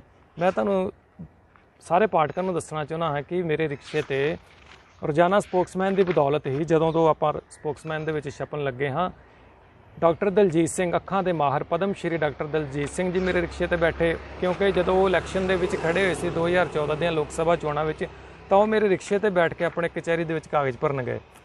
ਉਹਨਾਂ ਦਿਨਾਂ ਦੇ ਵਿੱਚ ਹੀ ਅੰਮ੍ਰਿਤਸਰ ਤੋਂ ਕੈਪਟਨ ਅਮਰਿੰਦਰ ਸਿੰਘ ਜੀ ਲੋਕ ਸਭਾ ਦੀ ਚੋਣ ਲੜ ਰਹੇ ਸਨ। ਤਾਂ ਇੱਕ ਦਿਨ ਗ੍ਰੀਨ ਐਵੀਨਿਊ ਮੈਂ ਸਵਾਰੀ ਲੈ ਕੇ ਜਾ ਰਿਹਾ ਸਾਂ, ਤਾਂ ਕੈਪਟਨ ਅਮਰਿੰਦਰ ਸਿੰਘ ਜੀ ਦੀ ਭੈਣਾਂ ਡੋਰ ਟੂ ਡੋਰ ਪ੍ਰਚਾਰ ਕਰ ਰਹੀਆਂ ਸਨ। ਤਾਂ ਉਹਨਾਂ ਮੇਰੇ ਰਿਕਸ਼ੇ 'ਤੇ ਇੱਕ ਬੈਠੇ ਸੀ ਬਾਊ ਜੀ, ਉਹਨਾਂ ਨਾਲ ਗੱਲਬਾਤ ਕੀਤੀ ਕਿ ਤੁਸੀਂ ਵੋਟ ਇੱਧਰ ਪਾਓ, ਆਪਣਾ ਚੋਣ ਪ੍ਰਚਾਰ ਕਰ ਰਹੇ ਸੀ। ਤਾਂ ਉਹ ਵੀ ਮੇਰੇ ਰਿਕਸ਼ੇ 'ਤੇ ਬੈਠੀਆਂ, ਕੈਪਟਨ ਅਮਰਿੰਦਰ ਸਿੰਘ ਜੀ ਦੀਆਂ ਭੈਣਾਂ ਮੇਰੇ ਰਿਕਸ਼ੇ 'ਤੇ ਬੈਠੀਆਂ। ਔਰ ਹੋਰ ਵੀ ਕਈ ਸ਼ਖਸੀਅਤਾਂ ਜਿਹੜੀਆਂ ਹੈਗੀਆਂ ਸੀ ਇਸ ਰਿਕਸ਼ੇ ਦੀ ਸਵਾਰੀ ਕਰ ਚੁੱਕੀਆਂ ਨੇ। ਬਲਕਿ ਰਾਜਵੀਰ ਨੂੰ ਜਦੋਂ ਅਖਬਾਰ 'ਚ ਛਪਣਾ ਸ਼ੁਰੂ ਹੋਇਆ, ਤਾਂ ਉਹਨਾਂ ਲੋਕਾਂ ਤੱਕ ਵੀ ਉਹਨਾਂ ਦੇ ਜਿਹੜੀ ਆ ਚਿਹਰਾ ਮੋਹਰਾ ਆਵਾਜ਼ ਪਹੁੰਚੀ, ਜਿਨ੍ਹਾਂ ਲੋਕਾਂ ਤੱਕ ਹੋ ਸਕਦਾ ਸ਼ਾਇਦ ਕਦੇ ਸਾਰੀ ਜ਼ਿੰਦਗੀ ਰਹਿੰਦਿਆਂ ਵੀ ਮੇਲ ਮਿਲਾਪ ਨਾ ਹੁੰਦਾ। ਬਿਲਕੁਲ ਰਾਜਵੀਰ ਜੀ, ਮੈਂ ਕਿਤਾਬ ਨਾਲੋਂ ਨਾਲ ਰੀਡ ਕਰਦਾ ਪਿਆ, ਤੁਸੀਂ ਨੇ ਇੱਥੇ ਇੱਕ ਬੜਾ ਵਧੀਆ ਇੱਕ ਬੰਦ ਲਿਖਿਆ ਹੈ ਕਿ ਤੂੰ ਹਿੰਦੂ ਬਣੇਗਾ ਨਾ ਮੁਸਲਮਾਨ ਬਣੇਗਾ, ਇਨਸਾਨ ਕੀ ਔਲਾਦ ਹੈ ਇਨਸਾਨ ਬਣੇਗਾ। ਅਜਿਹੀਆਂ ਸਤਰਾਂ ਹੋਰ ਵੀ ਕਿਤਾਬ ਦੇ ਵਿੱਚ ਹੋਣਗੀਆਂ ਜੋ ਲੋਕਾਂ ਦਾ ਮਾਰਗਦਰਸ਼ਕ ਬਣਦੀਆਂ। ਇਹ ਕਿੱਥੋਂ ਮਨ 'ਚ ਉਤਰਦੀਆਂ ਨੇ, ਕਿਹੜਾ ਆਪਾਂ ਸਾਹਿਤ ਪੜ੍ਹਦੇ ਹਾਂ? ਵੇਖੋ ਜੀ, ਮੈਂ ਸਿਰਫ ਸਮਾਜ ਨੂੰ ਪੜ੍ਹਦਾ ਹਾਂ, ਕਿਉਂਕਿ ਸਮਾਜ ਤੋਂ ਵੱਡਾ ਕਾਲਜ ਅਤੇ ਸਮਾਜ ਤੋਂ ਵੱਡੀ ਯੂਨੀਵਰਸਿਟੀ ਕੋਈ ਨਹੀਂ ਹੈ। ਮੈਂ ਜ਼ਿਆਦਾ ਕਿਤਾਬਾਂ ਨਹੀਂ ਪੜ੍ਹਦਾ, ਮੈਂ ਸਮਾਜ ਦੇ ਲੋਕਾਂ ਨੂੰ ਪੜ੍ਹਦਾ ਹਾਂ, ਆਪਣੇ ਆਪ ਨੂੰ ਪੜ੍ਹਦਾ ਹਾਂ, ਅਤੇ ਇਸ ਵਿੱਚੋਂ ਹੀ ਸਭ ਕੁਝ ਇਹ ਨਿਕਲਦਾ ਹੈ। ਰਾਜਵੀਰ ਜੀ, ਰਿਕਸ਼ਾ ਚਲਾਉਣਾ ਜਿਹੜੀ ਹੱਡ ਭੰਨਵੀਂ ਮਿਹਨਤ ਤੁਸੀਂ ਕਰਦੇ ਹੋ, ਬੜਾ ਹਾਰਡ ਵਰਕ ਆ ਜੀ। ਆਮ ਲੋਕ ਜਿਹੜੇ ਆ ਇਸੇ ਗੱਲ ਤੋਂ ਕੰਨੀ ਕਤਰਾ ਜਾਂਦੇ ਆ, ਖੁਦਕੁਸ਼ੀਆਂ ਕਰ ਜਾਂਦੇ ਆ ਕਿ ਘਰ ਵਿੱਚ ਅੱਤ ਦੀ ਗਰੀਬੀ ਆ। ਰਾਜਵੀਰ ਕਿਹੜੀ ਮਿੱਟੀ ਦਾ ਬਣਿਆ ਕਿ ਇੰਨੀ ਮਿਹਨਤ ਮਜ਼ਦੂਰੀ ਸਖਤ ਕੰਮ ਜਿਹੜਾ ਕਰਦਾ ਹੈ, ਔਰ ਫਿਰ ਵੀ ਲੋਕਾਂ ਲਈ ਮਸੀਹਾ ਬਣ ਕੇ ਲੋਕਾਂ ਦੇ ਦੁੱਖ ਸੁੱਖ ਦੇ ਵਿੱਚ ਸ਼ਾਮਲ ਹੁੰਦਾ ਆ। ਪਿੱਛੇ ਕਿਹੜਾ ਥੋਟ ਕੰਮ ਕਰਦਾ ਪਿਆ ਆ? ਇਹ ਪਿੱਛੇ ਵੀਰ ਜੀ ਗੁਰਬਾਣੀ ਕੰਮ ਕਰਦੀ ਹੈ। ਸਾਰੇ ਗੁਰੂ ਸਾਹਿਬਾਨ ਨੇ ਸਾਨੂੰ ਕਿਹਾ ਕਿ ਹਿੰਮਤ ਕਰੋ, ਉਦਮ ਕਰੇਂਦਿਆਂ ਜੀਓ ਤੂੰ, ਕਮਾਵਦਿਆਂ ਸੁਖ ਪੁੰਚ, ਧਿਆਏਂਦਿਆਂ ਤੂੰ ਪ੍ਰਭੂ ਮਿਲ, ਨਾਨਕ ਉਤਰੇ ਚਿੰਤ। ਇਸ ਗੁਰਬਾਣੀ ਨੂੰ ਆਪਾਂ ਆਧਾਰ ਬਣਾ ਕੇ ਜੀਂਦੇ ਹਾਂ। ਗੁਰਬਾਣੀ ਹੀ ਸਾਡੇ ਜੀਵਨ ਦਾ ਆਧਾਰ ਹੈ। ਰਾਜਵੀਰ ਨੂੰ ਜਦੋਂ ਰਿਕਸ਼ਾ ਲੈ ਕੇ ਘਰੋਂ ਨਿਕਲਦਾ ਹੈ, ਰਿਕਸ਼ੇ ਤੇ ਚੱਲਦੀ ਜ਼ਿੰਦਗੀ ਲੋਕਾਂ ਦੇ ਵਿੱਚ ਹੁਣ ਇੱਕ ਗੱਲ ਜਾ ਚੁੱਕੀ ਹੈ, ਤੁਹਾਡਾ ਇੱਕ ਪਛਾਣ ਬਣ ਚੁੱਕੀ ਹੈ। ਤੁਹਾਡੇ ਤੋਂ ਪ੍ਰੇਰਨਾ ਕਿੰਨੇ ਕੁ ਲੋਕਾਂ ਨੇ ਲਈ ਹੈ, ਜਾਂ ਅੱਜ ਵੀ ਜਦੋਂ ਤੁਸੀਂ ਵਿਚਰਦੇ ਹੋ ਕਿੰਨੇ ਕੁ ਲੋਕ ਸ਼ਾਬਾਸ਼ ਦਿੰਦੇ ਨੇ? ਕਿੰਨੇ ਕੁ ਮੇਰੇ ਵਰਗੇ ਲੋਕ ਕਹਿੰਦੇ ਆ ਕਿ ਰਾਜਵੀਰ ਤੈਨੂੰ ਵੇਖ ਕੇ ਮੈਨੂੰ ਹੌਸਲਾ ਆਇਆ, ਮੈਂ ਵੀ ਆਪਣੇ ਕੰਮ ਦੇ ਵਿੱਚ ਜਿਹੜਾ ਆ ਮਿਹਨਤ ਨਾਲ ਮਨ ਲਾ ਕੇ ਕੰਮ ਕਰਨਾ ਸ਼ੁਰੂ ਕੀਤਾ? ਹਾਂਜੀ, ਮੈਨੂੰ ਇਸ ਤਰ੍ਹਾਂ ਦੇ ਬਹੁਤ ਲੋਕ ਮਿਲਦੇ ਨੇ ਜਿਹੜੇ ਜਦੋਂ ਕਈ ਵਾਰ ਮੈਂ ਰਿਕਸ਼ਾ ਲੈ ਕੇ ਜਾਂਦਾ ਉਹ ਤਾਂ ਕੋਈ ਕਾਰ ਤੇ ਜਾ ਕੇ ਉਹ ਕਾਰ ਰੋਕ ਲੈਂਦਾ, ਜਾਂ ਕੋਈ ਬਾਈਕ ਤੇ ਜਾ ਰਿਹਾ ਉਹ ਰੋਕ ਲੈਂਦਾ, ਤੇ ਉਹ ਪਹਿਲੀ ਗੱਲ ਤਾਂ ਮੈਨੂੰ ਬਹੁਤ ਕਹਿੰਦੇ ਕਿ ਤੁਹਾਡੇ ਨਾਲ ਮਿਲ ਕੇ ਸਾਨੂੰ ਬਹੁਤ ਵਧੀਆ ਲੱਗਾ ਹੈ, ਅਸੀਂ ਤੁਹਾਡੀ ਜ਼ਿੰਦਗੀ ਤੋਂ ਬਹੁਤ ਪ੍ਰਭਾਵਿਤ ਹੋਏ, ਤੁਹਾਡੇ ਲਿਖਤਾਂ ਤੋਂ ਪ੍ਰਭਾਵਿਤ ਹੋਏ। ਔਰ ਖਾਸ ਕਰਕੇ ਸਪੋਕਸਮੈਨ ਦੇ ਇੱਥੇ ਇੱਕ ਮੈਂ ਪਾਠਕ ਦਾ ਜ਼ਿਕਰ ਕਰਨਾ ਚਾਹਾਂਗਾ। ਉਹਦਾ ਮੋਗੇ ਤੋਂ ਮੈਨੂੰ ਇੱਕ ਵਾਰੀ ਫੋਨ ਆਇਆ, ਉਹ ਕਹਿੰਦਾ ਰਾਜਵੀਰ ਸਿੰਘ ਜੀ ਮੈਂ ਬਹੁਤ ਮਾੜੇ ਕੰਮ ਕਰਦਾ ਸਾਂ ਪਹਿਲਾਂ, ਪਰ ਉਹਨੇ ਦੱਸਿਆ ਨਹੀਂ ਕੀ ਕਰਦਾ ਕੀ ਨਹੀਂ ਸੀ। ਕਹਿੰਦਾ ਜਦੋਂ ਦਾ ਮੈਂ ਰੋਜ਼ਾਨਾ ਸਪੋਕਸਮੈਨ ਅਖਬਾਰ ਵਿੱਚ ਤੁਹਾਡੇ ਲੇਖ ਪੜ੍ਹਨ ਲੱਗਾ ਹਾਂ, ਮੇਰਾ ਜੀਵਨ ਹੀ ਬਦਲ ਗਿਆ ਹੈ। ਤਾਂ ਮੈਨੂੰ ਇਸ ਗੱਲ ਤੋਂ ਫਿਰ ਬੜਾ ਪ੍ਰਭਾਵਿਤ, ਹੋਰ ਲਿਖਣ ਨੂੰ ਜੀ ਕਰਦਾ, ਹੋਰ ਅੱਗੇ ਵਧੀਆ ਲੱਗਦਾ ਹੈ। ਮਤਲਬ ਕਿ ਅਜਿਹੀਆਂ ਹੋਰ ਵੀ ਕਈ ਸ਼ਖਸੀਅਤਾਂ ਹੋਣੀਆਂ ਨੇ ਜਿਹੜੀਆਂ ਤੁਹਾਡੇ ਤੱਕ ਸੰਪਰਕ ਨਹੀਂ ਕਰ ਸਕੀਆਂ, ਪਰ ਤੁਹਾਡਾ ਜਿਹੜਾ ਆ ਲਾਈਫ ਸਟਾਈਲ ਵੇਖ ਕੇ ਤੇ ਉਹਨਾਂ ਨੂੰ ਵੀ ਕੋਈ ਸਮਾਜਿਕ ਜਿਹੜੀ ਸੇਧ ਲਈ ਹੋਣੀ ਹੈ ਜੀ। ਅੱਛਾ, ਇੱਕ ਹੋਰ ਗੱਲ ਹੈ ਕਿ ਤੁਸੀਂ ਲੋੜਵੰਦਾਂ ਦੀ ਕਿਆ ਸੇਵਾ ਕਰਦੇ ਹੋ? ਕਿਵੇਂ ਦੇ ਲੋੜਵੰਦ ਨੇ? ਕੋਈ ਬੇਸਹਾਰਾ ਲੋਕ ਨੇ, ਦੁਖੀ ਲੋਕ ਨੇ, ਜਾਂ ਸਰੀਰਕ ਪੱਖੋਂ ਕੋਈ ਮੈਡੀਕਲ ਉਹਨਾਂ ਨੂੰ ਪ੍ਰੋਬਲਮ ਹੈ? ਕਿਸ ਤਰ੍ਹਾਂ ਦੇ ਲੋਕ ਨੇ? ਮੈਂ ਕਹਿੰਦਾ ਥੋੜਾ ਵਿਸਤਾਰ ਨਾਲ ਤੁਸੀਂ ਦੱਸ ਦਿਓ। ਹਾਂਜੀ, ਦੇਖੋ ਜਿਹੜੀ ਲੋੜਵੰਦਾਂ ਦੀ ਸੇਵਾ ਹੁੰਦੀ ਹੈ ਨਾ, ਸਭ ਤੋਂ ਪਹਿਲਾਂ ਤਾਂ ਜਿਸ ਤਰ੍ਹਾਂ ਮੈਂ ਰਿਕਸ਼ਾ ਚਲਾਉਣਾ ਨਾ, ਜਿਸ ਤਰ੍ਹਾਂ ਕਿਸੇ ਮੈਂ ਹਸਪਤਾਲ ਦੇ ਅੱਗੇ ਖਲੋਤਾ ਜਾਂ ਉੱਥੋਂ ਪਤਾ ਜੇ ਕੋਈ ਲੋੜਵੰਦ ਸਵਾਰੀ ਆ ਜਾਂਦੀ ਹੈ ਤਾਂ ਉਹਨੂੰ ਵੀ ਕਿਸੇ ਵੇਲੇ ਬਿਨਾਂ ਪੈਸਿਆਂ ਤੋਂ ਹੀ ਛੱਡ ਆਉਂਦੇ ਹਾਂ, ਜਾਂ ਬਹੁਤ ਘੱਟ ਪੈਸੇ ਲੈ ਕੇ ਜਾਂ ਉਸ ਤਰ੍ਹਾਂ ਛੱਡ ਆਉਂਦੇ, ਕੋਈ ਗੱਲ ਨਹੀਂ ਹੁੰਦੀ। ਤਾਂ ਜਿਹੜੀ ਦਸਵੰਧ ਦੀ ਪ੍ਰਥਾ ਚਲਾਈ ਗੁਰੂ ਸਾਹਿਬਾਨ ਨੇ, ਲੋੜਵੰਦ ਵੇਖੋ ਆਪਣੇ ਸਮਾਜ ਦੇ ਵਿੱਚ ਹੁਣ ਮਹਿੰਗਾਈ ਬਹੁਤ ਆ, ਗਰੀਬੀ ਬਹੁਤ ਆ, ਲੋੜਵੰਦ ਬਹੁਤ ਜ਼ਿਆਦਾ ਦੁਨੀਆ ਹੋ ਗਈ ਆ, ਅਤੇ ਜਿਸ ਤਰ੍ਹਾਂ ਦਾ ਵੀ ਲੋੜਵੰਦ ਮਿਲਦਾ ਹੈ, ਭਾਵੇਂ ਉਹ ਸਰੀਰਕ ਤੌਰ 'ਤੇ ਬਿਮਾਰ ਹੈ, ਜਾਂ ਉਹਨੂੰ ਕਿਤੇ ਪੜ੍ਹਾਈ ਦੀ ਲੋੜ ਹੈ, ਜਾਂ ਕਿਸੇ ਬੱਚੀ ਦਾ ਵਿਆਹ ਹੋਣਾ ਹੈ, ਜਿਸ ਤਰ੍ਹਾਂ ਉਹਦਾ ਵੀ ਲੋੜਵੰਦ ਆਉਂਦਾ, ਉਸ ਤਰ੍ਹਾਂ ਦੀ ਬਾਬੇ ਨਾਨਕ ਜੀ ਦੀ ਬਖਸ਼ਿਸ਼ ਦੇ ਨਾਲ ਇਹ ਸੇਵਾ ਹੁੰਦੀ ਜਾਂਦੀ ਹੈ। ਬਲਕਿ ਗਰੀਬ ਤੇ ਲੋੜਵੰਦ ਲੜਕੀਆਂ ਦੇ ਜਿਹੜੇ ਆਨੰਦ ਕਾਰਜ ਵੀ ਤੁਸੀਂ ਕਰਵਾਉਂਦੇ ਹੋ। ਅੱਛਾ, ਇਹ ਜਿਹੜਾ ਦਸਵੰਧ ਹੈ ਕਿਵੇਂ ਲੋਕ ਤੁਹਾਡੇ ਤੱਕ ਪਹੁੰਚਾਉਂਦੇ ਨੇ? ਜਿਹੜੇ ਤੁਹਾਡੇ ਜੁੜੇ ਹੋਏ ਨਾਲ ਨੇ ਦਾਨੀ ਸੱਜਣ ਨੇ, ਉਹ ਜਾਂ ਫਿਰ ਤੁਹਾਨੂੰ ਜੋ ਰਾਹ ਗਲੀ ਮਿਲਦੇ ਨੇ, ਰਿਕਸ਼ੇ ਤੇ ਸਫ਼ਰ ਕਰਦੇ ਨੇ, ਤੇ ਪਤਾ ਲੱਗ ਜਾਂਦਾ ਯਾਰ ਇਹ ਰਾਜਵੀਰ ਸਿੰਘ ਰਿਕਸ਼ੇ ਵਾਲਾ ਜੋ ਅੰਮ੍ਰਿਤਸਰ ਤੋਂ ਲੋਕਾਂ ਦੀ ਲੋੜਵੰਦਾਂ ਦੀ ਸੇਵਾ ਕਰਦਾ, ਉਹ ਫਿਰ ਜੋ ਤੁਹਾਨੂੰ ਡੋਨੇਸ਼ਨ ਦਿੰਦੇ ਨੇ, ਦਾਨ ਦਿੰਦੇ ਨੇ, ਉਹ ਕਿਹੜਾ ਤਰੀਕਾ, ਕਿਵੇਂ ਫਿਰ ਤੁਸੀਂ ਉਹਨੂੰ ਰਿਸੀਵ ਕਰਦੇ ਹੋ? ਵੇਖੋ ਜੀ, ਜਿਸ ਤਰ੍ਹਾਂ ਮੈਂ ਗੋਲਕ ਲਗਾਈ ਹੋਈ ਆ, ਅਤੇ ਇੱਥੇ ਮੈਂ ਇੱਕ ਜ਼ਿਕਰ ਕਰਾਂਗਾ। ਇੱਕ ਦਿਨ ਮੈਂ ਮਾਲ ਰੋਡ 'ਤੇ ਰਿਕਸ਼ਾ ਲੈ ਕੇ ਸਵਾਰੀ ਦੀ ਉਡੀਕ ਕਰ ਰਿਹਾ ਸਾਂ, ਤਾਂ ਉੱਥੇ ਇੱਕ ਕਾਰ ਦੇ ਵਿੱਚ ਸਰਦਾਰ ਜੀ ਆਏ, ਤਾਂ ਉਹ ਮੈਨੂੰ ਵੇਖ ਕੇ ਰੁਕ ਗਏ। ਉਹ ਮੈਨੂੰ ਕਹਿੰਦੇ ਤੁਸੀਂ ਰਾਜਵੀਰ ਸਿੰਘ ਹੋ? ਮੈਂ ਕਿਹਾ ਹਾਂਜੀ। ਉਹ ਮੁੜ ਕੇ ਕਹਿੰਦੇ ਕਿ ਮੈਂ ਤੁਹਾਡੇ ਲੇਖ ਪੜ੍ਹਦਾ ਹਾਂ।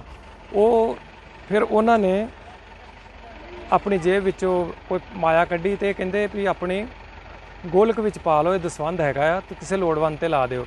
ਉਹ ਭਾਈ ਸਾਹਿਬ ਜੀ ਕੌਣ ਸਨ? ਉਹ ਸਨ ਆਪਣੇ ਦਰਬਾਰ ਸਾਹਿਬ ਦੇ ਹਜ਼ੂਰੀ ਰਾਗੀ ਸੀ।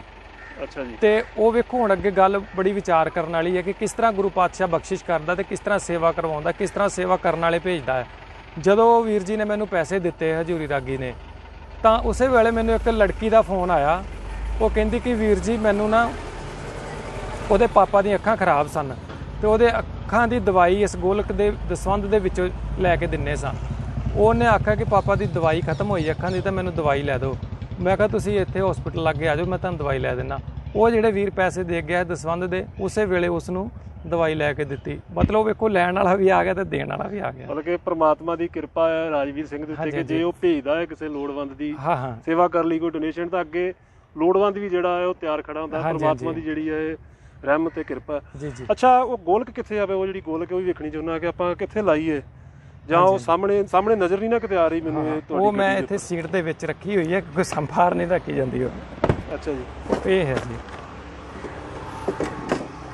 ਅੱਛਾ, ਇਹ ਤੁਸੀਂ ਜਿਹੜੀ ਆ ਗੋਲਕ ਇਹ ਆਪਣੀ ਰਿਕਸ਼ੇ ਦੇ ਵਿੱਚ ਰੱਖੀ ਹੋਈ ਹੈ ਕਿ ਜੇ ਕੋਈ ਡੋਨੇਸ਼ਨ ਦਿੰਦਾ ਹੈ ਤੇ ਇਹਦੇ ਵਿੱਚ ਪਾ ਲਈ ਜਾਵੇ ਤੇ ਉਹਨਾਂ ਲੋਕਾਂ ਤੱਕ ਪਹੁੰਚਾ ਦਿੱਤੀ ਜਾਵੇ ਜਿਨ੍ਹਾਂ ਨੂੰ ਇਹਦੀ ਲੋੜ ਹੈ। ਅੱਛਾ, ਇਹ ਤੁਸੀਂ ਗੱਲ ਕਰਦੇ ਪਏ ਜਿਹੜੀਆਂ ਛਪੀਆਂ ਹੋਈਆਂ ਤੁਹਾਡੇ ਲੇਖ ਨੇ ਸਪੋਕਸਮੈਨ ਦੇ ਵਿੱਚ, ਉਹ ਵੀ ਤੁਹਾਡੀ ਯਾਦ ਵਜੋਂ ਤੁਸੀਂ ਸਾਂਭੇ ਹੋਣੇ ਆ ਕੋਲ? ਹੈ ਤਾਂ ਆਪਾਂ ਥੋੜਾ ਉਹਨਾਂ ਤੇ ਵੀ ਨਜ਼ਰ ਮਾਰ ਲਈਏ।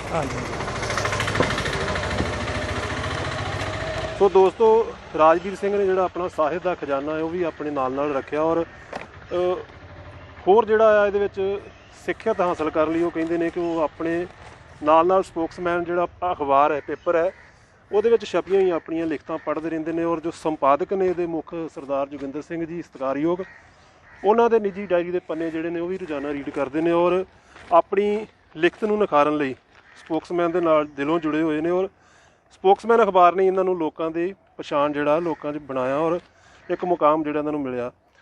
ਰਾਜਵੀਰ ਸਿੰਘ ਉਹਨਾਂ ਦੇ ਜਿਹੜੇ ਲੇਖ ਨੇ ਉਹ ਸਪੋਕਸਮੈਨ ਦੇ ਵਿੱਚ ਛਪੇ ਸਨ ਪਿਛਲੇ ਸਮਿਆਂ 'ਚ, ਹੁਣ ਵੀ ਛਪਦੇ ਆ। ਹੁਣ ਵੀ ਇਹ ਕਹਿ ਰਹੇ ਸਨ ਕਿ ਇੱਕ ਲਿਖਤ ਲਿਖ ਰਹੇ ਨੇ ਜੋ ਰੋਜ਼ਾਨਾ ਸਪੋਕਸਮੈਨ ਨੂੰ ਆਉਂਦੇ ਦਿਨਾਂ ਤੱਕ ਭੇਜਣਗੇ। ਔਰ ਇਹਨਾਂ ਨੂੰ ਪੂਰਨ ਵਿਸ਼ਵਾਸ ਹੈ ਕਿ ਇਹਨਾਂ ਦੀ ਕੋਈ ਵੀ ਲਿਖਤ ਜਿਹੜੀ ਆ ਉਹ ਸਪੋਕਸਮੈਨ ਅਖਬਾਰ ਨੇ ਕਦੇ ਵੀ ਪਿੱਛੇ ਨਹੀਂ ਛਾਪੀ, ਫਰੰਟ ਦੇ ਉੱਪਰ ਛਾਪਦੇ ਨੇ ਔਰ ਪਹਿਲ ਦੇ ਆਧਾਰ 'ਤੇ ਛਾਪਦੇ ਨੇ। ਰਾਜਵੀਰ ਜੀ, ਇਹਦਾ ਹੈਡਿੰਗ ਹੈਗਾ ਦਸਵੰਧ ਦੀ ਅਹਿਮੀਅਤ ਕੀ ਹੈ, ਜਾਣਨਾ ਚਾਹੋਗੇ? ਕੀ ਹੈ ਦਸਵੰਧ ਦੀ ਅਹਿਮੀਅਤ? ਤੁਸੀਂ ਇਹ ਜਿਹੜਾ ਲੇਖ ਹੈ ਲਿਖਿਆ। ਹਾਂਜੀ, ਵੇਖੋ ਜੀ, ਦਸਵੰਧ ਦੀ ਅਹਿਮੀਅਤ ਉਹ ਹੈ ਕਿ ਜਦੋਂ ਕੋਈ ਬਿਮਾਰ ਹੁੰਦਾ ਹੈ ਤਾਂ ਉਹਦੇ ਕੋਲ ਇਲਾਜ ਕਰਾਉਣ ਲਈ ਪੈਸਾ ਨਹੀਂ ਹੁੰਦਾ, ਤੇ ਇੱਥੇ ਜਿਹੜਾ ਪੈਸਾ ਸੰਗਤ ਦਿੰਦੀ, ਵੀਰ ਭੈਣ ਭਰਾ ਦਿੰਦੇ ਨੇ, ਜਿਹੜਾ ਦਸਵੰਧ ਦਿੰਦੇ ਨੇ, ਉਸ ਜਦੋਂ ਦਸਵੰਧ ਜਿਹੜਾ ਹੈ ਉਸ ਦੀਆਂ ਅੱਖਾਂ ਦਾ ਆਪਰੇਸ਼ਨ ਜਦੋਂ ਹੁੰਦਾ ਹੈ ਕਿਸੇ ਲੋੜਵੰਦ ਦਾ, ਜਿਹੜਾ ਪੈਸੇ ਕੋਲੋਂ ਦੇਖ ਨਹੀਂ ਸਕਦਾ, ਨਜ਼ਰ ਨਹੀਂ ਆ ਰਿਹਾ, ਜਦੋਂ ਉਹ ਦਸਵੰਧ ਉਹਦੀਆਂ ਅੱਖਾਂ ਦੇ ਵਿੱਚ ਲੈਂਸ ਬਣ ਕੇ ਚਮਕਦਾ ਹੈ ਨਾ, ਤਾਂ ਫਿਰ ਦਸਵੰਧ ਦੀ ਅਹਿਮੀਅਤ ਉਸ ਆਦਮੀ ਨੂੰ ਪਤਾ ਲੱਗਦਾ ਕੀ ਹੈ। ਦਸਵੰਧ ਦੀ ਅਹਿਮੀਅਤ ਉਸ ਵਿਧਵਾ ਔਰਤ ਨੂੰ ਪਤਾ ਲੱਗਦੀ ਹੈ ਜਿਹਦੇ ਘਰ ਵਿੱਚ ਕਮਾਉਣ ਵਾਲਾ ਕੋਈ ਨਹੀਂ ਹੈ, ਤੇ ਉਹ ਜਦੋਂ ਉਹ ਦਸਵੰਧ ਉਹਦੇ ਪੇਟ ਦੇ ਵਿੱਚ ਰੋਟੀ ਬਣ ਕੇ ਜਾਂਦਾ ਹੈ। ਦਸਵੰਧ ਦੀ ਅਹਿਮੀਅਤ ਉਹ ਜਾਣਦਾ ਹੈ ਜਿਹਦੇ ਕੋਲ ਦਵਾਈ ਲੈਣ ਲਈ ਪੈਸੇ ਨਹੀਂ ਹੁੰਦੇ, ਤੇ ਉਹ ਦਵਾਈ ਜਦੋਂ ਉਹਦੇ ਮਿਲਦੀ ਹੈ ਤਾਂ ਉਹਨੂੰ ਆਰਾਮ ਆਉਂਦਾ ਹੈ, ਉਹ ਦਸਵੰਧ ਦੀ ਅਹਿਮੀਅਤ ਜਾਣਦਾ ਹੈ। ਦਸਵੰਧ ਦੀ ਤੁਸੀਂ ਬੜੀ ਵਧੀਆ ਅਹਿਮੀਅਤ ਦੱਸੀ ਹੈ, ਇਹ ਲੇਖ ਦੇ ਵਿੱਚ ਵੀ ਤੁਸੀਂ ਜਿਹੜਾ ਜ਼ਿਕਰ ਬਖੂਬੀ ਖੁੱਲ੍ਹ ਕੇ ਕੀਤਾ ਹੋਏਗਾ। ਰਾਜਵੀਰ ਜੀ, ਅੱਜ ਬੜੀ ਹੈਰਾਨੀ ਹੁੰਦੀ ਹੈ ਵੇਖ ਕੇ ਕਈ ਗੱਲਾਂ ਕਿ ਜੋ ਲੋਕ ਸਮਾਜ ਸੇਵਾ ਕਰਨ ਦਾ ਦਾਅਵਾ ਜਾਂ ਵਿਖਾਵਾ ਕਰਦੇ ਨੇ, ਉਹਨਾਂ ਦੇ ਉੱਤੇ ਬੜੇ ਵੱਡੇ ਇਲਜ਼ਾਮ ਇਸ ਵੇਲੇ ਲੱਗ ਰਹੇ ਨੇ ਕਿ ਲੋਕ ਪੈਸਾ ਕਿਸੇ ਦਾ ਆਉਂਦਾ ਆ, ਵੰਡਦੇ ਗਾਂ ਕਿਸੇ ਨੂੰ ਆ। ਸਮਾਜ ਸੇਵਕ ਆਪਣੇ ਨਾਮ ਮਗਰ ਲਾ ਲੈਂਦੇ ਆ, ਟੈਗ ਲਾ ਲੈਂਦੇ ਆ ਕਿ ਮੈਂ ਬੜਾ ਵੱਡਾ ਦਾਨੀ ਜਾਂ ਬੜਾ ਵੱਡਾ ਸਮਾਜ ਸੇਵਕ ਆ ਜੀ। ਉਹ ਅੱਜ ਕੱਲ੍ਹ ਬੜਾ ਚਰਚਾਵਾਂ ਜਿਹੜੀਆਂ ਛਿੜੀਆਂ ਹੋਈਆਂ ਨੇ। ਕਿ ਰਾਜਵੀਰ ਨੂੰ ਕਦੀ ਅਜਿਹੀ ਗੱਲ ਦਾ ਕਿਤੇ ਸਾਹਮਣਾ ਤਾਂ ਨਹੀਂ ਕਰਨਾ ਪਿਆ, ਕਿਸੇ ਨੇ ਡੋਨੇਸ਼ਨ ਦਿੱਤੀ ਹੋਵੇ, ਉਹ ਸਹੀ ਜਗ੍ਹਾ 'ਤੇ ਨਾ ਪਹੁੰਚ ਸਕੀ ਹੋਵੇ ਤੇ ਮਨ ਨੂੰ ਕਿਤੇ ਦੁੱਖ ਵੀ ਪਹੁੰਚਿਆ ਹੋਵੇ? ਵੇਖੋ ਜੀ, ਸਭ ਤੋਂ ਪਹਿਲਾਂ ਜਦੋਂ ਵੀ ਕੋਈ ਦਸਵੰਧ ਭੇਟਾ ਦਿੰਦਾ, ਜੋ ਵੀ ਕੋਈ ਭੈਣ ਭਾਈ ਦਿੰਦਾ, ਤਾਂ ਸਭ ਤੋਂ ਪਹਿਲਾਂ ਮੇਰੀ ਅਰਦਾਸ ਇਹ ਹੁੰਦੀ ਕਿ ਹੇ ਸੱਚੇ ਪਾਤਸ਼ਾਹ ਗੁਰੂ ਬਾਬਾ ਨਾਨਕ ਜੀ, ਜਿਸ ਭਾਵਨਾ ਦੇ ਨਾਲ ਔਰ ਜਿਸ ਕਾਰਜ ਲਈ ਇਸ ਭੈਣ ਭਰਾ ਨੇ ਇਹ ਸੇਵਾ ਦਿੱਤੀ ਹੈ, ਉਸੇ ਭਾਵਨਾ ਦੇ ਨਾਲ ਤੇ ਉਸੇ ਕਾਰਜ ਲਈ ਅੱਗੇ ਲਵਾਈ ਜਾਈ। ਤੇ ਅੱਜ ਤੱਕ ਗੁਰੂ ਨਾਨਕ ਸਾਹਿਬ ਦੀ ਕਿਰਪਾ ਬਖਸ਼ਿਸ਼ ਦੇ ਨਾਲ ਕੋਈ ਵੀ ਇਹੋ ਜਿਹੀ, ਕਿਉਂਕਿ ਮੈਂ ਗੁਰੂ ਨਾਨਕ ਪਾਤਸ਼ਾਹ ਦਾ ਅਕਾਲ ਪੁਰਖ ਵਾਹਿਗੁਰੂ ਤੋਂ ਉਹਦੇ ਭਾਵ ਵਿੱਚ ਰਹਿ ਕੇ ਅਸੀਂ ਕੰਮ ਕਰਦੇ ਹਾਂ, ਤੇ ਕੋਈ ਵੀ ਆਣ ਕੇ ਦੇਖ ਸਕਦਾ ਕਿਸੇ ਤਰ੍ਹਾਂ ਦਾ ਵੀ ਜਿਹੜਾ ਜੋ ਪੈਸਾ ਆ ਸਹੀ ਥਾਂ ਤੇ ਔਰ ਸਹੀ ਲੋੜਵੰਦ ਤੱਕ ਲੱਗਦਾ। ਔਰ ਮੇਰੇ ਨਾਲ ਜਿੰਨੇ ਭੈਣ ਭਰਾ ਜੁੜੇ ਨੇ, ਕਦੇ ਵੀ ਮੇਰੇ ਨਾਲ ਕਿਸੇ ਨੇ ਕੋਈ ਇਹੋ ਜਿਹੀ ਗੱਲ ਨਹੀਂ ਕੀਤੀ। ਉਹਨਾਂ ਨੂੰ ਪੂਰਨ ਤੌਰ ਤੇ ਵਿਸ਼ਵਾਸ ਹੈ ਕਿ ਸਾਡਾ ਪੈਸਾ ਜਿਹੜਾ ਸਹੀ ਜਗ੍ਹਾ ਤੇ ਲੱਗਦਾ ਹੈ। ਰਾਜਵੀਰ ਜੀ, ਗੁਮਨਾਮ ਜ਼ਿੰਦਗੀ ਸੀ ਜਦੋਂ ਕਿ ਜਿਹੜੇ ਇਸ ਲਾਈਨ ਦੇ ਸਟੇਜ ਦੇ ਲੋਕ ਹੁੰਦੇ ਨੇ ਜਿੱਥੇ ਤੁਸੀਂ ਜੀਵਨ ਬਿਤਾ ਰਹੇ ਹੋ, ਇੱਕ ਹੀਣ ਭਾਵਨਾ ਵੀ ਮਨ ਦੇ ਵਿੱਚ ਹੁੰਦੀ ਆ, ਕਿਉਂਕਿ ਉਹ ਬਹੁਤੇ ਲੋਕ ਨੇ ਨਾ, ਉਹ ਮਾਨਤਾ ਨਹੀਂ ਦਿੰਦੇ। ਤੁਸੀਂ ਵੀ ਉਹ ਦਰਦ ਹੰਢਾ ਵੀ ਰਹੇ ਹੋ ਜੀ। ਅੱਜ ਮਨ ਦੇ ਵਿੱਚ ਕਿਵੇਂ ਦਾ ਤੁਸੀਂ ਮਹਿਸੂਸ ਕਰਦੇ ਹੋ ਲੋਕਾਂ ਦੇ ਨਾਲ ਜਦੋਂ ਤੁਹਾਡਾ ਵਾਹ ਵਾਸਤਾ ਪੈਂਦਾ ਹੈ? ਕਿ ਅਜੇ ਵੀ ਲੋਕ ਤੁਹਾਨੂੰ ਉਸੇ ਨਜ਼ਰ ਨਾਲ ਵੇਖਦੇ ਆ ਕਿ ਯਾਰ ਇੱਕ ਰਿਕਸ਼ਾ ਚਾਲਕ ਆਮ ਬੰਦਾ ਹੈ, ਕਿ ਜਾਂ ਉਹਨਾਂ ਦੀ ਨਜ਼ਰੀਏ ਦੇ ਵਿੱਚ ਕੋਈ ਫਰਕ ਹੈ? ਵੇਖੋ ਜੀ, ਜਿਹੜੇ ਮੈਨੂੰ ਜਾਣਦੇ ਨੇ, ਪਹਿਚਾਣਦੇ ਨੇ, ਉਹ ਤਾਂ ਮੈਨੂੰ ਬਹੁਤ ਸਤਿਕਾਰ ਦਿੰਦੇ ਨੇ, ਬਹੁਤ ਇੱਜ਼ਤ ਮਾਣ ਦਿੰਦੇ ਨੇ। ਔਰ ਬਾਕੀ ਜਿਹੜਾ ਕੋਈ ਨਹੀਂ, ਉਹਦੇ ਵਾਸਤੇ ਤਾਂ ਮੈਂ ਕਾਮ ਰਿਕਸ਼ੇ ਵਾਲਾ ਹੀ ਹਾਂ। ਤੁਸੀਂ ਜਾਣਦੇ ਜੋ ਮੈਨੂੰ, ਤੁਸੀਂ ਮੇਰੀ ਰਿਸਪੈਕਟ ਕਰਦੇ ਜੇ। ਔਰ ਇਸ ਤਰ੍ਹਾਂ ਕਿ ਜਿਸ ਤਰ੍ਹਾਂ ਆਪਣੇ ਸਤਿਕਾਰਯੋਗ ਡਾਕਟਰ ਦਲਜੀਤ ਸਿੰਘ ਜੀ ਦਾ ਜ਼ਿਕਰ ਕੀਤਾ ਹੈ, ਉਹਨਾਂ ਦੇ ਬੇਟੇ ਨੇ, ਜਦੋਂ ਮੈਂ ਡਾਕਟਰ ਦਲਜੀਤ ਸਿੰਘ ਜੀ ਦਾ ਇੱਥੇ ਆਰਟੀਕਲ ਲਿਖਿਆ ਸੀ ਕਿ ਅੱਖਾਂ ਤੋਲੇ ਹੋ ਗਿਆ, ਅੱਖਾਂ ਦਾ ਤਾਰਾ, ਜਦੋਂ ਆਪਣਾ ਹੋਏ ਸੀ, ਤਾਂ ਜਦੋਂ ਮੈਂ ਉਹਨਾਂ ਨੂੰ ਉਹ ਅਖਬਾਰ ਦੀ ਕਾਪੀ ਸਪੋਕਸਮੈਨ ਦੇ ਵਿੱਚ ਛਪਿਆ ਸੀ ਉਹ ਲੇਖ, ਤਾਂ ਉਹਨਾਂ ਨੂੰ ਦੇਣ ਗਿਆ ਉਹਨਾਂ ਦੇ ਹਸਪੀਟਲ, ਤਾਂ ਉਹਨਾਂ ਨੇ ਆਪਣੀ ਕੁਰਸੀ ਤੋਂ ਉੱਠ ਕੇ ਮੈਨੂੰ ਮਤਲਬ ਆਪਣੇ ਸੀਨੇ ਨਾਲ ਲਾਇਆ ਤੇ ਉਹਨਾਂ ਨੇ ਕਿਹਾ ਤੁਸੀਂ ਸਾਡੇ ਪਾਪਾ ਨੂੰ ਇੰਨਾ ਸਨਮਾਨ ਦਿੱਤਾ ਹੈ ਔਰ ਤੁਸੀਂ ਕਿਹੜੀ ਪੋਜੀਸ਼ਨ 'ਤੇ ਜੇ। ਤੇ ਫਿਰ ਉਹਨਾਂ ਮੈਨੂੰ ਆਖਿਆ ਕਿ ਤੁਹਾਨੂੰ ਕਿਸੇ ਚੀਜ਼ ਦੀ ਲੋੜ ਹੋਵੇ ਜਾਂ ਕੋਈ ਮਰੀਜ਼ ਹੋਵੇ ਤਾਂ ਤੁਸੀਂ ਬਿਨਾਂ ਝਿਜਕ ਬੇਝਿਜਕ ਸਾਡੇ ਕੋਲ ਆਓ। ਔਰ ਜਿਹੜੇ ਤਾਂ ਮੈਨੂੰ ਜਾਣਦੇ ਨੇ, ਬਹੁਤ ਸਤਿਕਾਰ ਦਿੰਦੇ ਨੇ। ਬਾਕੀ ਦੂਸਰਿਆਂ ਵਾਸਤੇ ਤਾਂ ਮੈਂ ਕਾਮ ਰਿਕਸ਼ੇ ਵਾਲਾ ਹੀ ਹਾਂ, ਜਿਸ ਤਰ੍ਹਾਂ ਦੂਸਰਿਆਂ ਨੂੰ ਵੇਖਦੇ ਉਸ ਤਰ੍ਹਾਂ ਮੈਨੂੰ ਵੇਖਦੇ ਨੇ। ਅੱਛਾ ਰਾਜਵੀਰ ਜੀ, ਉਹਨਾਂ ਲੋਕਾਂ ਵਾਸਤੇ ਜਿਹੜੇ ਬਿਲਕੁਲ ਤੰਦਰੁਸਤ ਨੇ ਤੇ ਫਿਰ ਵੀ ਜਿਹੜਾ ਆ ਮਿਹਨਤ ਕਰਨ ਦੀ ਬਜਾਏ ਮੰਗ ਕੇ ਖਾਣਾ ਜਿਹੜਾ ਉਹਨੂੰ ਤਰਜੀਹ ਦਿੰਦੇ ਨੇ, ਜਾਂ ਕੁਝ ਲੋਕ ਅਜਿਹੇ ਭੈੜੇ ਅਨਸਰ ਵੀ ਹੁੰਦੇ ਨੇ ਜੋ ਲੁੱਟਾਂ ਖੋਹਾਂ ਕਰਦੇ ਨੇ, ਉਹ ਸਮਾਜ ਦੇ ਵਿੱਚ ਜਿਹੜਾ ਮਾੜੀਆਂ ਹਰਕਤਾਂ ਕਰਕੇ ਪੈਸੇ ਕਮਾਉਣ ਨੂੰ ਤਰਜੀਹ ਦਿੰਦੇ ਨੇ। ਜੀ ਜੀ। ਰਾਜਵੀਰ ਉਹਨਾਂ ਲੋਕਾਂ ਨੂੰ ਕੀ ਸੰਦੇਸ਼ ਦੇਵੇਗਾ ਕਿ ਮਿਹਨਤ ਮਜ਼ਦੂਰੀ ਕਰਕੇ ਜਿਹੜਾ ਆਪਣਾ ਪੇਟ ਪਾਲਿਆ ਜਾ ਸਕਦਾ, ਆਪਣੇ ਜਿਹੜੇ ਛੋਟੇ ਛੋਟੇ ਸੁਪਨੇ ਆ ਉਹ ਵੀ ਪੂਰੇ ਕੀਤੇ ਜਾ ਸਕਦੇ ਆ, ਅਜਿਹੀਆਂ ਅਲਾਮਤਾਂ ਤੋਂ ਬਚਿਆ ਜਾ ਸਕਦਾ। ਹਾਂਜੀ, ਵੇਖੋ ਜੀ, ਜੋ ਕਿਰਤ ਕਰਕੇ ਖਾਣ ਦਾ ਆਨੰਦ ਉਹ ਖੋਹ ਕੇ ਖਾਣ ਦਾ ਆਨੰਦ ਨਹੀਂ ਆਉਂਦਾ। ਕਿਰਤ ਕਰਕੇ ਜੋ ਆਨੰਦ ਮਿਲਦਾ ਹੈ ਉਹ ਖੋਹ ਕੇ ਖਾਣ ਦਾ ਆਨੰਦ ਨਹੀਂ ਆਉਂਦਾ। ਤੇ ਕਿਰਤ ਨਾਲ ਬੰਦਾ ਤੰਦਰੁਸਤ ਰਹਿੰਦਾ ਹੈ, ਕਿਰਤ ਨਾਲ ਮਨ ਵੀ ਤੰਦਰੁਸਤ ਰਹਿੰਦਾ, ਤਨ ਵੀ ਤੇ ਆਤਮਾ ਵੀ ਸਹੀ ਰਹਿੰਦੀ ਹੈ। ਇਸ ਕਰਕੇ ਜਿਹੜੀ ਕਿਰਤ ਹੈ ਸੱਚੀ ਸੁੱਚੀ ਉਹੀ ਕਰਨੀ ਚਾਹੀਦੀ ਹੈ, ਨਾ ਕਿ ਜੇ ਰੱਬ ਨੇ ਸਰੀਰ ਦਿੱਤਾ ਚੰਗਾ ਭਲਾ ਤੇ ਉਹ ਆਪਾਂ ਉਹਦੀ ਸਹੀ ਵਰਤੋਂ ਕਰੀਏ, ਉਹਨੂੰ ਕੰਮ ਤੇ ਲਾਈਏ, ਨਾ ਕਿ ਲੋਕਾਂ ਦੇ ਅੱਗੇ ਹੱਥ ਅੱਡੀਏ, ਬਲਕਿ ਆਪਣੀ ਮਿਹਨਤ ਕਰੀਏ। ਬੜਾ ਵਧੀਆ ਸੰਦੇਸ਼ ਦੋਸਤੋ। ਰਾਜਵੀਰ ਸਿੰਘ ਰਿਕਸ਼ੇ ਵਾਲਾ ਜੋ ਅੰਮ੍ਰਿਤਸਰ ਦੇ ਰਹਿਣ ਵਾਲੇ ਨੇ, ਮੇਰੇ ਮਨ ਦੇ ਵਿੱਚ ਵੀ ਇੱਕ ਬੜੇ ਲੰਮੇ ਸਮੇਂ ਤੋਂ ਇਹ ਤਾਂਘ ਸੀ ਕਿ ਅਜਿਹੇ ਇਨਸਾਨ ਨੂੰ ਮਿਲਿਆ ਜਾਵੇ, ਅਜਿਹੇ ਇਨਸਾਨ ਦੀ ਸੰਗਤ ਕੀਤੀ ਜਾਵੇ। ਹੋ ਸਕਦਾ ਹੈ ਤੁਹਾਡੇ ਮਨ ਦੇ ਵਿੱਚ ਵੀ ਜਿਹੜੀਆਂ ਕਈ ਅਜਿਹੀਆਂ ਭਾਵਨਾਵਾਂ ਨਿਰਾਸ਼ਾਵਾਦੀ ਚੱਲਦੀਆਂ ਨੇ, ਉਹ ਅਜਿਹੇ ਇਨਸਾਨ ਨਾਲ ਮਿਲ ਕੇ ਉਹ ਵੀ ਪੋਜ਼ਿਟਿਵ ਜਿਹੜਾ ਉਸ ਵੇ ਵੱਲ ਤੁਰ ਪੈਣ। ਸੋ ਬੜਾ ਸਕੂਨ ਮਿਲਿਆ ਰਾਜਵੀਰ ਵੱਲ ਨਾਲ ਮਿਲ ਕੇ ਗੱਲਬਾਤ ਕਰਕੇ ਕਿ ਇੱਕ ਰਿਕਸ਼ਾ ਚਲਾ ਕੇ ਇੱਕ ਇਨਸਾਨ ਜਿਹੜਾ ਆ ਉਹ ਆਪਣਾ ਤੇ ਪੇਟ ਪਾਲਦਾ ਪਿਆ, ਆਪਣੇ ਪਰਿਵਾਰ ਦਾ ਤੇ ਗੁਜ਼ਾਰਾ ਚਲਾ ਰਿਹਾ ਹੈ। ਨਾਲ ਉਹਨਾਂ ਲੋਕਾਂ, ਉਹਨਾਂ ਲੋੜਵੰਦਾਂ, ਉਹਨਾਂ ਬੇਸਹਾਰਾ ਲਈ ਵੀ ਜਿਹੜਾ ਇੱਕ ਪ੍ਰੇਰਨਾ ਸਰੋਤ ਬਣਿਆ ਹੋਇਆ, ਉਹਨਾਂ ਦਾ ਆਸਰਾ ਬਣਿਆ ਹੋਇਆ। ਉਹ ਆਪਣੀ ਕਮਾਈ ਦੇ ਵਿੱਚੋਂ ਦਸਵੰਧ ਕੱਢ ਕੇ ਔਰ ਕੁਝ ਦਾਨੀ ਸੱਜਣਾਂ ਦੇ ਸਹਿਯੋਗ ਨਾਲ ਉਹ ਇਸ ਕਾਰਜ ਨੂੰ ਸਿਰੇ ਚਾੜ ਰਿਹਾ। ਸੋ ਦੋਸਤੋ, ਰਾਜਵੀਰ ਵੱਲ ਵੇਖ ਕੇ ਇੱਕ ਹੋਰ ਗੱਲ ਜਿਹੜੀ ਆ, ਕਹਾਵਤ ਹੈ ਇੱਕ, ਉਹ ਬੜੀ ਪੱਕੀ ਸੱਚ ਸਾਬਤ ਹੁੰਦੀ ਆ ਕਿ ਗੁਰੂ ਨਾਨਕ ਪਾਤਸ਼ਾਹ ਤੋਂ ਵਰਸਾਏ ਹੋਏ ਸਿੱਖ ਤੇ ਦਸਮ ਪਿਤਾ ਗੁਰੂ ਗੋਬਿੰਦ ਸਿੰਘ ਪਾਤਸ਼ਾਹ ਜੀ ਵੱਲੋਂ ਖਾਲਸਾ ਸਾਜੇ ਗਏ ਜਿਹੜੇ ਸਿੰਘ ਨੇ, ਉਹ ਕਦੇ ਭੀਖ ਨਹੀਂ ਮੰਗਦੇ। ਉਹ ਆਪਣੀ ਕਿਰਤ ਕਰਕੇ ਜਿਹੜਾ ਆ ਆਪਣਾ ਰੁਜ਼ਗਾਰ ਚਲਾਉਣ ਨੂੰ ਜਿਹੜਾ ਤਰਜੀਹ ਦਿੰਦੇ ਨੇ, ਆਪਣੇ ਘਰ ਨੂੰ, ਆਪਣੇ ਆਪ ਨੂੰ ਪੈਰਾਂ ਸਿਰ ਖੜਾ ਕਰਨ ਦੀ ਹਿੰਮਤ ਰੱਖਦੇ ਨੇ। ਸੋ ਰਾਜਵੀਰ ਵੀ ਉਸ ਕਹਾਵਤ ਨੂੰ ਸੱਚ ਸਾਬਤ ਕਰਦਾ ਹੈ ਕਿ ਇੱਕ ਜਿਹੜਾ ਸਿੱਖ ਹੈ, ਸਾਬਤ ਸੂਰਤ ਸਰਦਾਰ ਹੈ, ਬੇਸ਼ੱਕ ਉਹਦੇ ਕੋਲ ਰੁਜ਼ਗਾਰ ਦਾ ਕੋਈ ਮੁੱਖ ਧੰਦਾ ਹੈ ਨਹੀਂ ਹੈ, ਕੋਈ ਵੱਡੀ ਕਮਾਈ ਦਾ ਸਾਧਨ ਹੈ ਨਹੀਂਗਾ, ਔਰ ਉਹ ਰਿਕਸ਼ਾ ਚਲਾ ਕੇ ਵੀ ਲੋਕਾਂ ਲਈ ਪ੍ਰੇਰਨਾ ਸਰੋਤ ਬਣ ਸਕਦਾ ਆ। ਉਹ ਬੇਸਹਾਰਾ ਲੋਕਾਂ ਦੀ ਵੀ ਜਿਹੜੀ ਮਦਦ ਕਰ ਸਕਦਾ ਹੈ ਔਰ ਆਪਣਾ ਵੀ ਗੁਜ਼ਾਰਾ ਚਲਾ ਸਕਦਾ ਹੈ। ਸੋ ਦੋਸਤੋ, ਤੁਸੀਂ ਸਪੋਕਸਮੈਨ ਟੀਵੀ ਦੇਖਦੇ ਰਹਿਣਾ। ਅਸੀਂ ਤੁਹਾਨੂੰ ਹੋਰ ਵੀ ਅਜਿਹੀਆਂ ਸ਼ਖਸੀਅਤਾਂ ਦੇ ਰੂਬਰੂ ਕਰਦੇ ਰਵਾਂਗੇ, ਜਿਨ੍ਹਾਂ ਨੂੰ ਵੇਖ ਕੇ, ਜਿਨ੍ਹਾਂ ਨੂੰ ਮਿਲ ਕੇ ਇੱਕ ਚੰਗੀ ਜ਼ਿੰਦਗੀ ਜਿਉਣ ਦਾ ਜਿਹੜਾ ਆ ਮਨ ਦੇ ਵਿੱਚ ਉਤਸ਼ਾਹ ਪੈਦਾ ਹੁੰਦਾ ਹੈ। ਸੋ ਇਸ ਵੇਲੇ ਕੈਮਰਾ ਪਰਸਨ ਤੇਜਵੀਰ ਕਰਨ ਦੇ ਨਾਲ ਮੈਂ ਗੁਰਿੰਦਰ ਸਿੰਘ ਬਾਠ, ਰੋਜ਼ਾਨਾ ਸਪੋਕਸਮੈਨ ਟੀਵੀ।